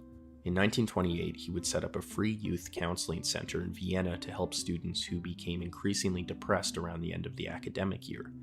The center was a complete success, noted by the fact that during 1931, not a single student had taken their life. Frankl would also begin a private practice at this time. However, the emergence of the Nazis greatly limited his ability to practice. The consequences of World War II would continue to greatly deprive Frankl of everything he loved. 9 months after him and his wife married, Frankl and his family were sent to a concentration camp. There, his father would die of starvation. Afterwards, he was transferred to Auschwitz, where his mother and brother were gassed. His wife, taken to a separate camp, would never see Frankl again and die from typhus. Over 3 years, Frankl was taken to 4 different camps. The time he spent in the camps greatly shaped his view of psychology. He noticed the capacity for individuals to persevere through humor and heroism, and to always choose their attitude in confronting a situation, no matter how terrible. He came to understand the importance of suffering in life, and most importantly, he affirmed the idea that the drive towards meaning is the primary motivational force behind humanity. After the war, Frankl became the head of a neurology department in Vienna. He would work with patients there until his retirement in the 1970s. During his time as a therapist and professor, he would advocate for the use of Socratic dialogue so as to encourage clients to tap into their spiritual unconscious. Much of his career was spent denouncing the reductionism found in behaviorism. Frankl would also write Man's Search for Meaning over a 9-day period. The book is a retelling of his experience in the camps, as well as his own theory behind the meaninglessness that pervades modern society, as well as his own remedy against it. Frankl would remarry and live a peaceful life advocating for mental health and compassion. He would pass away in 1977 due to heart failure. What is logotherapy? We can consider it to be the summation of Frankl's theory he had initially developed in the camps. Above all, it's the theory that meaning drives motivation. As Frankl writes, ultimately man should not ask what the meaning of his life is, but rather he must recognize that it is he who is asked. In a word, each man is questioned by life, and he can only answer to life by answering for his own. This is based upon the Danish philosopher Kierkegaard's own will to meaning, which was seen as a mission to find one's values and purpose in a seemingly purposeless world. There are 3 main principles to logotherapy. Firstly, life is considered to have meaning under all circumstances, even in the most depraved and miserable of conditions. This was developed from Frankl's observations in the camps that many individuals still live purposefully and with great freedom despite their deprivation. Secondly, logotherapy argues that the main motivation for living is the will to find meaning in life. It is not enough to say that life has meaning in all circumstances. We must also put effort into finding meaning through the pursuit of responsibility and love. Finally, logotherapy recognizes that we have freedom to find meaning in our actions, our experiences, and last but not least, in the attitude we adopt in the face of suffering. As Frankl writes, man's freedom is no freedom from conditions, but rather freedom to take a stand on whatever conditions might confront him. Of course, there are serious barriers to our quest for meaning. Frankl recognizes affluence, hedonism, and materialism as serious issues. He argues that pleasure must have a reason behind it that goes beyond the mere pursuit of pleasure itself. As he argues, cutting off the objects to which such experiences refer must eventuate in an impoverishment of psychology. For Frankl, context is one of the key elements of purpose, hence he's skeptical of the use of LSD in order to achieve divine encounters. As he writes, chemical causes are substitutes for spiritual reasons. The effects are mere artifacts. The shortcut winds up as a blind alley. Instead, Frankl considers pleasure's enemy, suffering, to be a far more legitimate path to meaning. This is not due to suffering itself, but rather how one handles it. Everything can be taken from a man but one thing, the last of the human freedoms, to choose one's attitude in any given set of circumstances. Of course, nowhere does he suggest that suffering should be pursued, nor did he advocate for unnecessary suffering. However, he did recognize its value, especially in situations where there are no other realms towards meaning. What are the 3 principal ways in which man can find meaning in life? The first, as Frankl explains, is through what we give to the world, the creative realm. The second is what we take from the world, through what we experience and encounter. Finally, we can experience meaning through how we take a stand against a fate we cannot change. Frankl believed in a sort of determinism in which man can resist suffering through detachment and choose their own attitudes. This, in turn, shapes their character and allows them to take responsibility for their life. Specific techniques in logotherapy also emerged that are still used to this day. For example, Frankl proposed paradoxical intention, in which clients learn to overcome their neurotic obsessions through self-distancing and humor. Using the idea of what you resist persists, Frankl would do such things as making an insomniac focus on staying up as long as possible. Paradoxically, they would fall asleep. This humorous technique speaks to Frankl's love of humor in the pursuit of meaning. The attempt to develop a sense of humor and to see things in a humorous light is some kind of trick learned while mastering the art of living. Yet, it is possible to practice the art of living even in a concentration camp, although suffering is omnipresent. One of the most important aspects of Frankl's work is that of love. Although it does not necessarily follow the academic and empirical work done with logotherapy, the significance of love in the pursuit of meaning is an apparent cornerstone in Frankl's work. Love is the only way to grasp another human being in the innermost core of his personality. He sees that which is potential in him, which is not yet actualized, but yet ought to be actualized. Furthermore, by his love, the loving person enables the beloved person to actualize these potentialities. This is beautifully reflected in a passage of Frankl's Man's Search for Meaning. While working on a trench in the camp, months after his wife and family had been taken from him, Frankl observed the grayness of dawn. Gray was the sky above, gray the snow in the pale light of dawn, gray the rags in which my fellow prisoners were clad, and gray their faces. I was again conversing silently with my wife, or perhaps I was struggling to find the reason for my sufferings, my slow dying. In a last violent protest against the hopelessness of imminent death, I sensed my spirit piercing through the enveloping gloom. I felt it transcend that hopeless, meaningless world, and from somewhere I heard a victorious yes, in answer to my question of the existence of an ultimate purpose.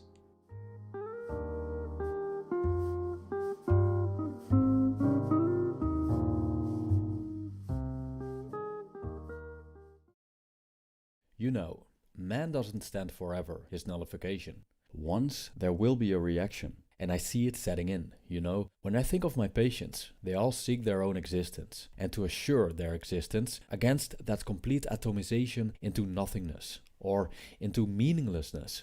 Man cannot stand a meaningless life. Carl Jung. Why are we thrown into this world? What are we here to do? Could it be that we're here for no particular reason, and that life on Earth is nothing more than a beautiful yet meaningless coincidence? In times of religious decline, mankind is faced with the possibility that its existence is inherently meaningless. For many, this is frightening. The idea that our lives don't matter can be difficult to accept. To give our lives at least some significance, even if it's just on a terrestrial level, we started to create our own meaning. So, as the humans we are, we began to define what it means to live a meaningful life. What's worth living for, and what isn't? What are the requirements? When we have decided what a meaningful life entails, we continue grasping for it in an almost pathological manner, because if we fail to give our lives meaning, our lives truly don't matter. As a consequence, many people feel that their lives are worthless. They wake up, eat, engage in their meaningless activities, eat, go to sleep, repeat, repeat and repeat. As opposed to those lucky few who have found meaning in their lives, albeit because of raising children, a so-called meaningful job, and other activities that make their existence on this desolate tiny dot surrounded by a suffocating blackness a bit more bearable. This video explores the beauty and ugliness of a meaningless life.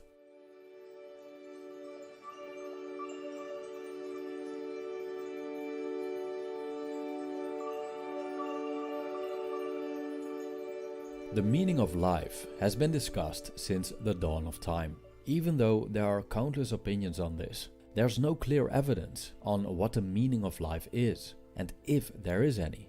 Religion, however, provides us with answers. Christianity, for example, states that the meaning of life is to seek divine salvation through the grace of God, by adhering to certain values and ethics that have been imposed on us by God.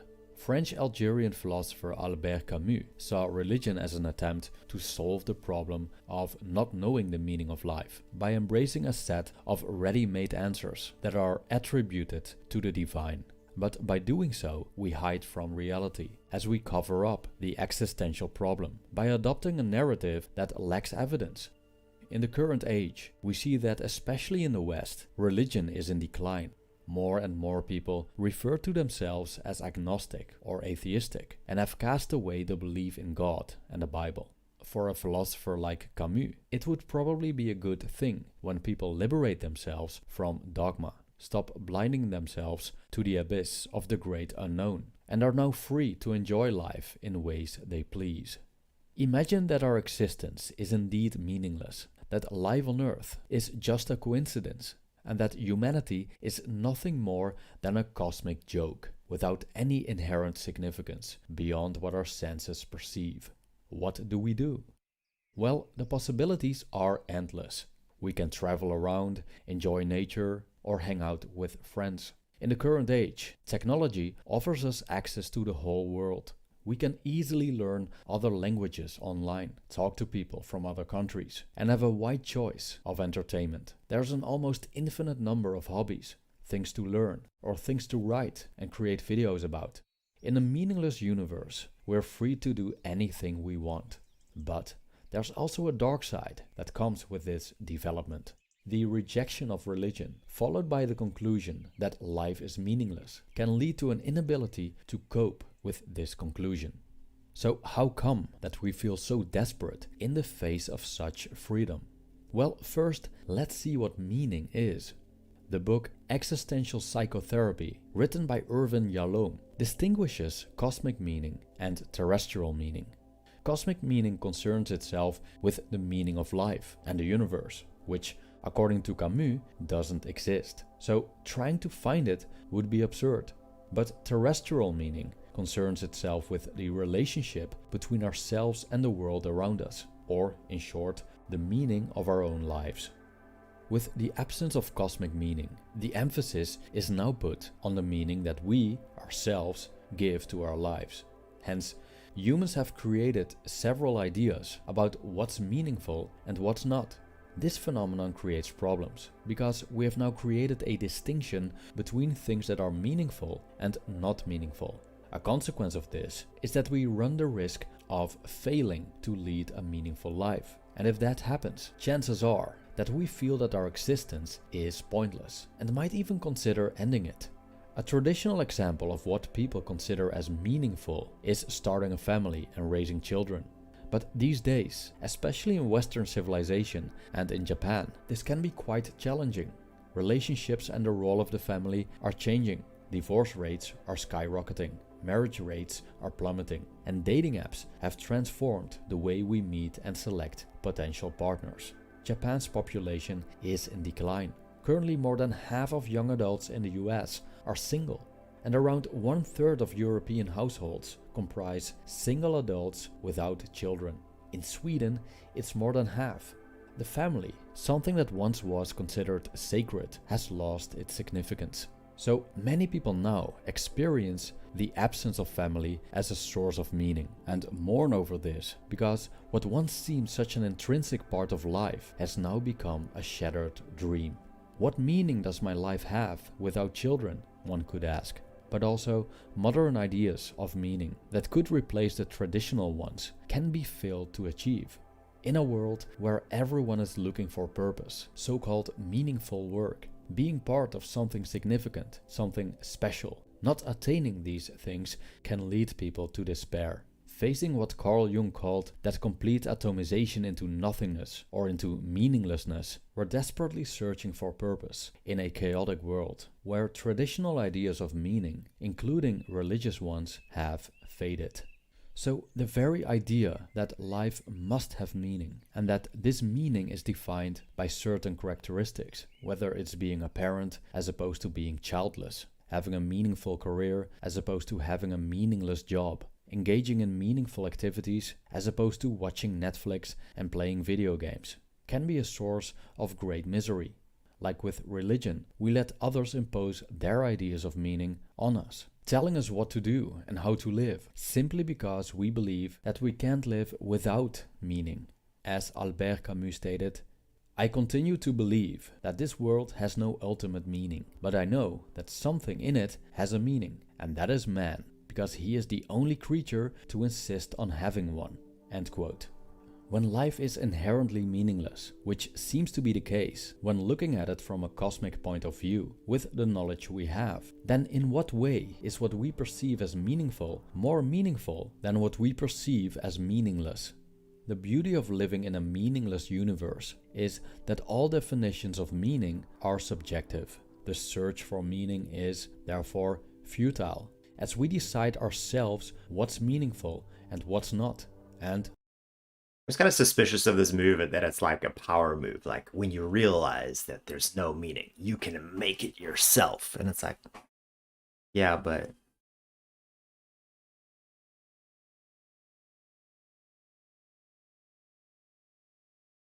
kind of like the, can I have a sense of purpose and meaning? No, we have a sense of purpose and meaning at home. The purpose of meaning and meaning at home. And then it's like, inferior variety. I think we kind of got to fess up and be honest that this sort of like the meaning you create for yourself is like going to be inferior to the concept of the external source of meaning, even if that doesn't exist, right? The external ultimate cosmic sense of meaning, right? It's not like we get one up on it by saying, oh, but I can create it myself, so it can be whatever I want it to be. I don't know. Kind of like imagine there's like some new movie coming out that you're really anticipating, and then like someone's like, surprise, on the day that you thought you were going to go see the movie, surprise, that movie doesn't exist, it was just a big prank, we fooled you, there is no such movie. And then you're like, oh, I'm so sad, and you start crying because, I don't know, you're gonna miss Doctor Strange 5 or something like that. Then the person's like, but don't be too sad because you have the power of imagination. And that means that you can imagine any movie inside your head, and it can be even better than the one that you were going to watch. You have that power. Like, is that really a consolation? I don't think so. Thus, meaning is not to be found elsewhere than in our own imagination. It's a human experience. It happens in our minds. When life feels meaningless, it's probably not because of life itself, but because of the way we define meaning in the first place. A tree becomes special if we make it special, and a stone becomes an idol if we attribute that meaning to it. And so, the most simple and mundane things become meaningful if that's what we decide them to become. Instead of participating in the rat race of meaning, we might want to let go of these constructs of what's meaningful and what isn't, and begin to decide that for ourselves. Or we could even go one step further and find meaning in the simple things of life, like taking a walk in the forest, watching a dog playing with a stick, or having a chat with the neighbors. In the end, the need for special purpose is just another illusion created by our own minds to shield ourselves from the frightening but plausible possibility that our lives are inherently pointless and that there's nothing we can do to change that. Thank you for watching. Okay, last one. Have you ever asked yourself this question? No, same. It's the same YouTube channel. Sure, why not? What is my purpose? With so many opportunities that life has to offer, and all these different jobs and careers, it's quite difficult to decide what we want to do with our lives. Society demands us to make decisions at a very young age about what path we're going to take. Most of the time, children have no clue about what life is like in adulthood and what they want to do when they're grown up. In fact, many adults don't even have a clue. Now, the Japanese invented a philosophy named Ikigai, which stands for reason for being. Ikigai can help us to determine what it is that we want to wake up for in the morning. You know, that very thing that we can pour our heart and soul into. When we're totally immersed in our activities, so much so that nothing else matters, we're in a state of flow.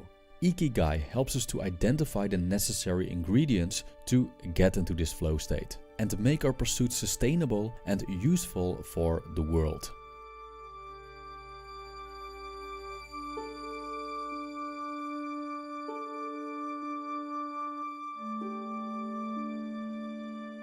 Many people work in these jobs they hate. When we do this, the misery that we associate with these activities often creeps up on us on Sunday evenings, when we start to think about this dreadful Monday morning on which we have to drag ourselves out of bed, knowing that we'll spend the next week in hell. When we arrive, we still experience this nostalgia for the weekend, and as soon as we begin with our tasks, we count down to the first break, and then the next, and then the next, until we can finally go home again and repeat the process. Now, this isn't a very enjoyable way to live. Think about it. Doing something we hate is a disservice to ourselves and also to our surroundings, especially when we see other colleagues that actually enjoy what they're doing, and on top of that, they're doing a great job. Again, many people get miserable because of their jobs, which in turn can lead to serious health problems like depression. Some even go as far as killing themselves, because they cannot cope with the feelings of uselessness, hopelessness, and this nagging idea that they're failures in life. But we have a certain degree of control over our circumstances. We can try to change our position towards the situation and make our current job more enjoyable. Or we can reassess our own nature and the nature of our surroundings and likely come to the conclusion that it's better to find something different to do. Thus, the change we need to make is twofold. On the one hand, we need to change our mindset. On the other hand, we need to change our circumstances. Because when we do the right things with the right mindset, we're able to enter a state of flow. Ikigai helps us to identify what is the right thing to do for a certain individual. So this person is able to get out of bed in the morning with a sense of purpose and therefore is able to work with almost no effort. Now, Ikigai consists of 4 dimensions. Firstly, we need to pick something that we're good at. Secondly, it must be a thing that we love to do. Thirdly, the world should need it. And lastly, we have to get paid. Let's talk about each dimension separately. 1. Doing what we're good at. Everyone has a different skill set. Some things are based on nurture and some things are based on nature. For a great part, we can learn skills. But we also have inborn characteristics that make different people suitable for different things. For example, we see differences in IQ, motor skills, empathy, physical strength, etc. Oftentimes, people focus on improving the things they're bad at. They spend their whole lives repairing themselves while rejecting the things they're naturally good at. So we might want to focus on the latter and improve those skills so we become masters at it. Because why put so much energy into becoming mediocre at best when we have the opportunity to become great? Not to mention how the world benefits from us manifesting our true potential. However, according to the Ikigai philosophy, this should be something that the world needs, which I'll address in a minute. 2. Doing what we love to do. This is very obvious, but it's also a tricky one. While a level of skill can be measured, this dimension is kind of subjective and a bit complicated. For example, you might love to be a full-time YouTube content creator, but there might be some aspects of the process that you don't like at all. You might love editing videos, writing scripts, but hate filming. In this case, filming becomes a bottleneck. Now, we can try to make filming more enjoyable. Perhaps we can change our workflow or go to different locations so we can still be immersed in this task and experience a flow state. Mindset is a key here, and with the right focus, we're able to effortlessly do the tasks that are necessary but that we don't like that much. Of course, outsourcing is an option as well. But when our activities as a whole make us dreadful and we don't see any way to develop a certain enjoyment while doing them, it might be a better idea to find something else to do. Perhaps we're just not interested in this field, or our skills are lacking, which frustrates us. At the end of the day, there's no accounting for taste, so it's probably much easier to just listen to our guts and let intuition decide where to go. 3.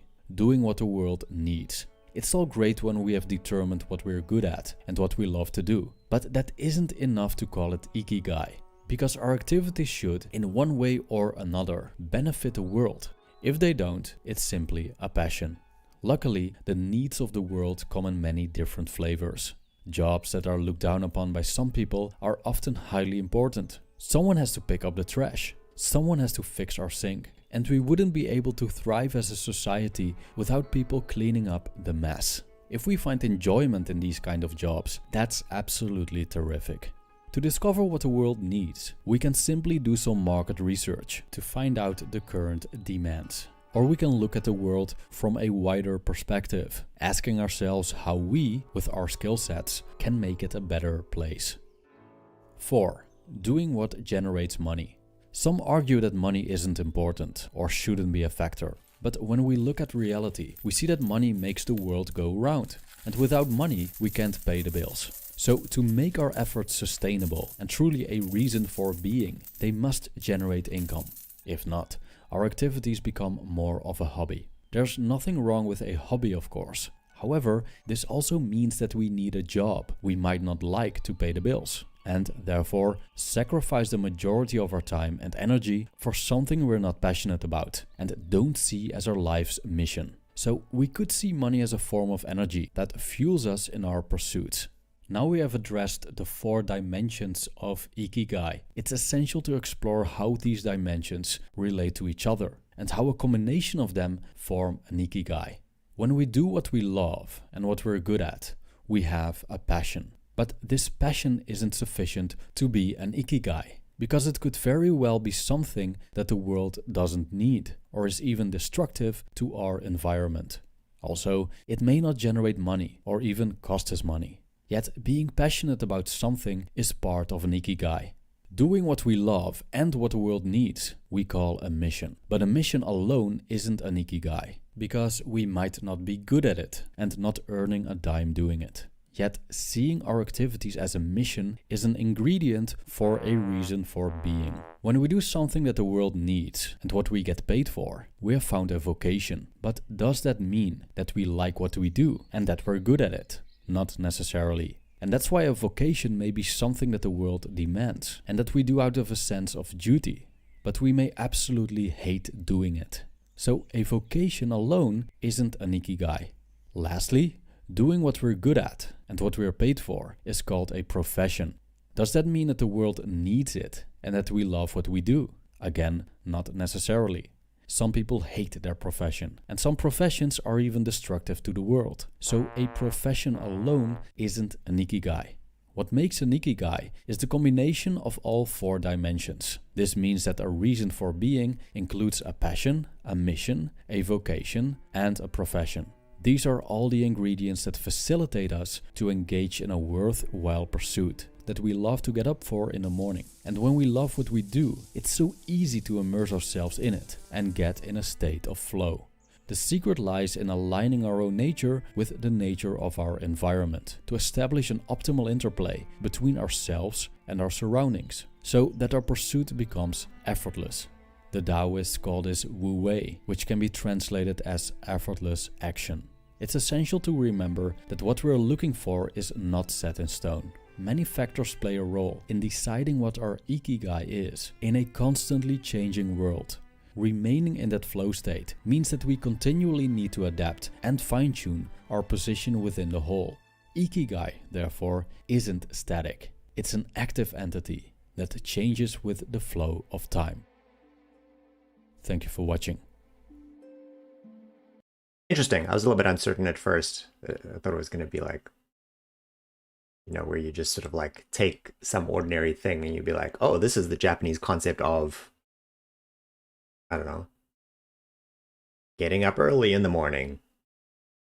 I don't know. And it's like, just because it's an ancient Japanese concept of normal thing, it takes on, you know, it sounds more philosophical and interesting than otherwise is. But but that it had 4 components to it with an analysis of a combination of different ones was interesting. Anyway, so I want to call this installment of the marathon over. I don't know if I should maybe make some notes about some ideas I've had about the meaning of life from this. I don't know if it would be worth like giving a summary, doing that in a video or a short or something like that. But yeah, I'll definitely write down some ideas I've had regarding the meaning of life. I've already given a few just off the cuff, and then we'll see what we can do with them. Because I think, when I originally started the YouTube channel, the topic of the meaning of life was definitely one I wanted to cover. I actually originally, before the YouTube channel, had an idea of just writing something about the meaning of life. But I started this playlist because as I was looking to see what was out there, I was like, oh, like pretty much every YouTube channel that covers something to do with philosophy has done something on the meaning of life. So let me just put them all into a playlist so I can see what they've covered. If there's anything major that's left out, any sort of focus or style, that leaves anything else to be done. I think it's quite interesting. I think we're getting into some of the much longer ones after this. It's going to take a long time to get through. I hope that I get to it soon. Anyway, if you're still here, thank you so much for tuning in, and we are